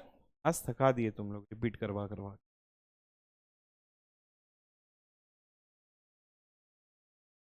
ठीक है। तो what I am trying to tell you is basically this, ठीक है, ट्राई टू अंडरस्टैंड कि if you will be having this table, ठीक है, and in this table if you are getting everything as true, if you are getting everything as a true, अगर आपको सारे के सारे जो एलिमेंट्स हैं वो ट्रू आ रहे हैं, वो कोई भी एक्सप्रेशन रहने दो, वो कोई भी एक्सप्रेशन रहने दो, तो ये जो एक्सप्रेशन होगा, इस एक्सप्रेशन को हम क्या कहेंगे, टॉटोलॉजी। क्या कहेंगे, टॉटोलॉजी। ध्यान से सुनना, आगे आगे एग्जाम्पल के लिए देखना, अगर मेरे पास एक टेबल है, इस टेबल में ये जो लास्ट वाला एक्सप्रेशन है, अगर लास्ट वाले एक्सप्रेशन में मेरे को एटलीस्ट एक ट्रू आ जाए, ठीक है, एटलीस्ट एक ट्रू, एटलीस्ट एक ट्रू, जब लास्ट वाले में एटलीस्ट एक ट्रू मिल जाए तो इस एक्सप्रेशन को हम क्या कहेंगे, सेटिस्फाइबल कहेंगे। क्या कहेंगे, satisfiable, not Satish sir but satisfiable, satisfiable, satisfiable. Example के लिए जैसा अगर मैं ये लिख दूं, ये देखना, this is P, this is Q and then this is P and Q, तो ये ट्रू हो गया, ये फॉल्स हो गया, ये आपका फॉल्स, ये हो गया फॉल्स, ये हो गया ट्रू, ये हो गया आपका फॉल्स, ये हो गया आपका फॉल्स, ये हो गया फॉल्स, और ये हो गया फॉल्स, ये ट्रू, ये ट्रू, और ये ट्रू। ऐसा जरूरी नहीं कि वो लास्ट में ही आना चाहिए, वो कहीं पर भी आ सकता है। ये देखो, जब आपको कम से कम एक ट्रू मिल जाए तो इस एक्सप्रेशन को हम क्या कहेंगे? इस एक्सप्रेशन को कहेंगे सेटिस्फाइबल एक्सप्रेशन। क्या कहेंगे हम लोग? सेटिस्फाइबल एक्सप्रेशन। तो इसको हम लोग कहते हैं सेटिस्फाइबल एक्सप्रेशन। अब सारा का सारा अगर ट्रू आ जाए, अगर सारा का सारा आपका ट्रू आ जाए तो उसको हम लोग टोटोलॉजी कहते हैं। लेकिन कम से कम एटलीस्ट एक ट्रू आ जाए, एटलीस्ट एक ट्रू, एटलीस्ट एक ट्रू। जैसे एग्जांपल के लिए I can also take other example. So this is example number 1. I can also take other example. See, for example, if I will write P, this is Q, and here if I will trying to write down P or Q, and let's consider this is true or false. Here you will get true. This is false. This is true. Here you will get true. This is false. This is false. Here you will get false. This is true. This is true. You will get true. Still this expression is also called as a satisfiable expression. इसको भी हम लोग क्या कहेंगे? satisfiable कहेंगे। इसको भी हम लोग satisfiable कहेंगे। तो satisfiable होने के लिए क्या होना चाहिए? एटलीस्ट एक ट्रू होना चाहिए। क्या मैं बोल सकता हूं कि all tautologies are satisfiable? क्योंकि satisfiable होने के लिए एटलीस्ट एक ट्रू चाहिए ना। तो all tautologies are satisfiable, but all satisfiables are not tautology. Understood? या तो आप इसको tautology कह लो, इसका एक दूसरा नाम भी है जिसको हम लोग कहते हैं valid. तो I can also try to write down this statement. What I can write this statement? I can write this statement कि all valids are satisfiable. All valids are satisfiable. ठीक है? All valids are satisfiable. Are satisfiable. But all satisfiables are not valid.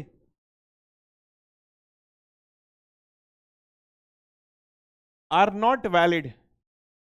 Are not valid. Understood everyone?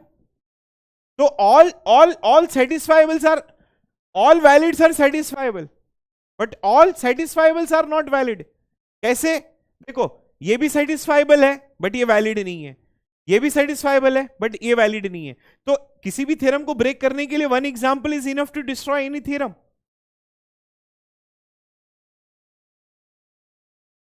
तो इसीलिए all valids are satisfiable. Confusion नहीं हो रहा है ना everyone? Please reply. All satisfiables are not valid. Next वाला,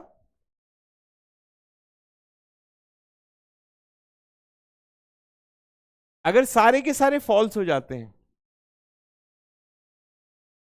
तो ये एक्सप्रेशन को हम क्या कहते हैं? इसको कहा जाता है कॉन्ट्राडिक्शन। कॉन्ट्राडिक्शन, ठीक है? कॉन्ट्रा पॉजिटिव अलग है, कॉन्ट्राडिक्शन अलग है।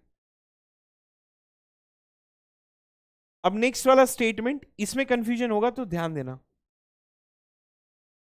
देखो, ये ऐसा एक्सप्रेशन है जो कि टोटोलॉजी भी नहीं है। It is not neither tautology, it is neither tautology, ठीक है, नॉर कॉन्ट्राडिक्शन, नॉर कॉन्ट्राडिक्शन। देखो, ये टोटोलॉजी नहीं है, मतलब एक फॉल्स है तभी तो टोटोलॉजी नहीं है, और ये कॉन्ट्राडिक्शन भी नहीं है, मतलब एक ट्रू आया। तो ये जो कॉम्बो है, एटलीस्ट इस कॉम्बो को हम कहते हैं कंटिंजेंसी। क्या कहा जाता है इसे? Contingency.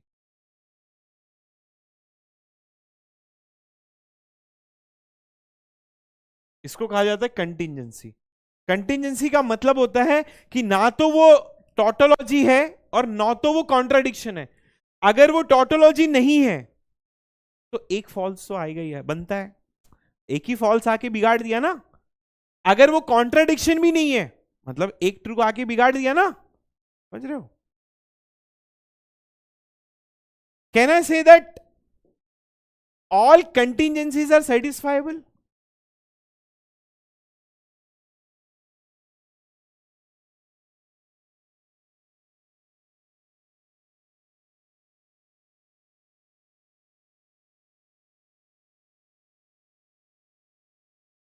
Can I say that all? भाई कंटिजेंसी में तो ये एक एक ऐसा मॉड्यूल आएगा ही ना. अगर एक मॉड्यूल आ गया मतलब एक ट्रू आ गया. जब एक ट्रू आ गया तो सेटिस्फाइबल हो सकता है. Valid means tautology. Valid means tautology. Confuse मत हो, ये चीज मैं अभी लिखा. तो all contingencies are satisfiable. But can we write कि all satisfiables are contingency? All satisfiables are contingency. This statement is false. Last वाला false हो जाएगा. सारे satisfiable contingency नहीं हो. अगर आप बोलोगे कि सर सारे satisfiable contingency है, तो मैं आपको बोलूंगा all valids are satisfiable. और तुम बोल रहे हो कि ऑल सेटिस्फाइबल्स आर कंटिजेंसी, मतलब ऑल वैलिड्स आर कंटिजेंसी. इसका कोई सेंस ही नहीं है. ऑल सेटिस्फाइबल्स आर कंटिजेंसी, इसमें ऑलमोस्ट सारा केस सेटिस्फाई करेगा, एक केस को छोड़ के. आज तुम लोग रिपीट करवा दो. सेटिस्फाइबल का मतलब क्या होता है? You try to understand.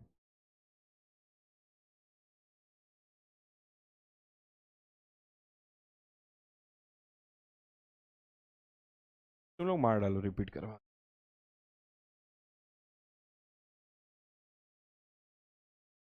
इसको सेटिस्फाइबल कहा जाता है.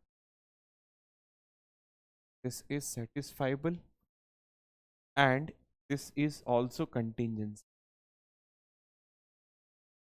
ठीक है, this is true, this is, ये आपका वैलिड भी है, ये आपका सेटिस्फाइबल भी है, but it is not contingency.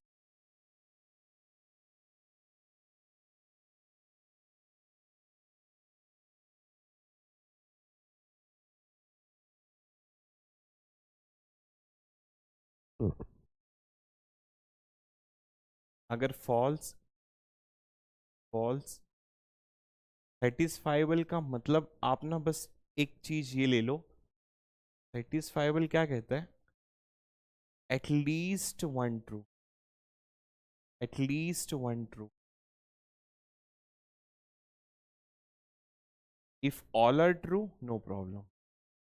If all are true no problem.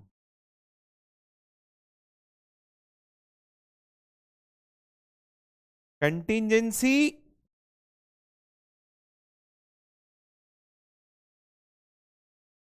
it will have at least one combination of this, at least one combination.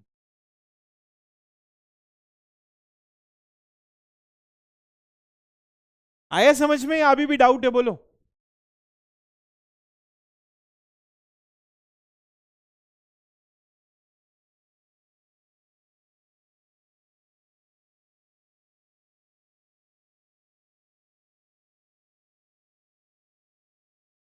चलो 4 साल के बच्चे को बुला ही लेते हैं. इधर आजा, आजा. हाँ बोलो, क्या दिक्कत है? इन लोगों को बताना, आज इन लोग पागल हो गए. मेरे को लगा इन लोगों को लॉजिक आता है, इन लोगों को नहीं आता. अरे बच्चे लोग, आजा आजा. वैलिड क्या होता है बॉस? वैलिड का एक दूसरा नाम है टोटोलॉजी. ठीक है, यहां पे सुनो. जब सब ट्रू होते हैं, जब सब के सब ट्रू होते हैं, सारे के सारे ट्रू होते हैं, वैलिड का मतलब क्या होता है भाई? ऑल आर ट्रूज, तो उसको वैलिड कहा जाता है. सेटिस्फाइबल क्या होता है? सेटिस्फाइबल में वो सिर्फ ये देखता है कि कम से कम एक ट्रू आना चाहिए. 2 आएगा तो भी सेटिस्फाइबल, 3 आएगा तो भी सेटिस्फाइबल, 4 आएगा तो भी सेटिस्फाइबल, सारे के सारे ट्रू आएंगे तो भी सेटिस्फाइबल. इसीलिए all valids are satisfiable but all satisfiables are not valid. तो इसीलिए all valids are satisfiable, all satisfiables are not valid. इसका डिमांड क्या है? सेटिस्फाइबल का डिमांड क्या है? एटलीस्ट एक ट्रू आना चाहिए, कम से कम एक ट्रू भाई, फॉल्स का यहां पे हम लोग जिक्र नहीं कर रहे, एटलीस्ट एक ट्रू आना ही चाहिए। वो आपका क्या हो गया, वो आपका क्या हो गया, एटलीस्ट वन ट्रू आना चाहिए। सेटिस्फाइबल के लिए कम से कम एक ट्रू आना चाहिए। दो आएगा तो भी कोई दिक्कत नहीं है, तीन आएगा तो भी कोई दिक्कत नहीं, चार आएगा तो भी, सारे के सारे हो जाए तो भी कोई दिक्कत नहीं है। इसलिए ऑल वैलिड्स आर सेटिस्फाइबल, लेकिन all satisfiables are not valid. मतलब कुछ सेटिस्फाइबल ऐसे हो सकते हैं जिसमें कम से कम एक ही ट्रू आए। अब कंटिजेंसी वाला एग्जाम्पल लेते हैं।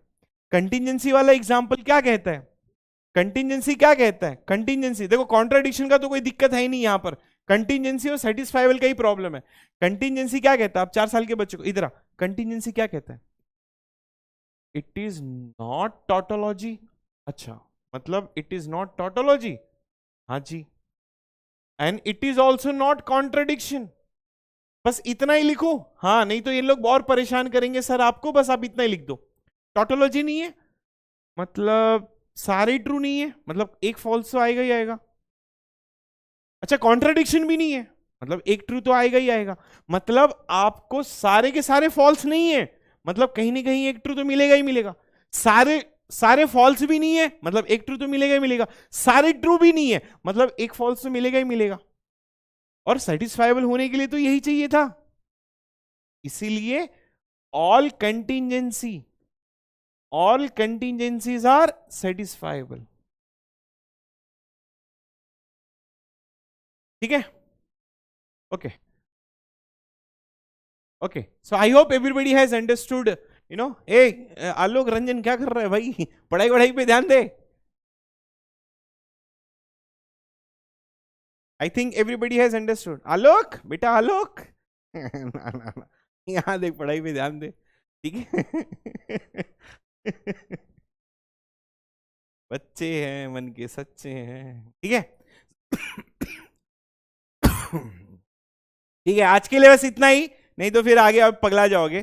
तो अपना जो लास्ट का कॉन्सेप्ट था वो वही रह गया है, और वो कौन सा है, टाइप 1 में बताने वाला था। तो मतलब आज की डीपीपी भी तुम्हारे लिए कोई यूज नहीं है, मतलब डीपीपी में अब क्या ही करोगे, ठीक है, क्योंकि कुछ पढ़ाया ही नहीं, सिर्फ बेसिक बेसिक्स पढ़ाया। तो बेसिक बेसिक्स में आप लोग कोई प्रॉब्लम हो गई तो डीपीपी रहने देना, कल कर सकते हैं इसकी डीपीपी को, ठीक है। ओके, कल मतलब आज की भी कर लेना और कल की भी कर लेना।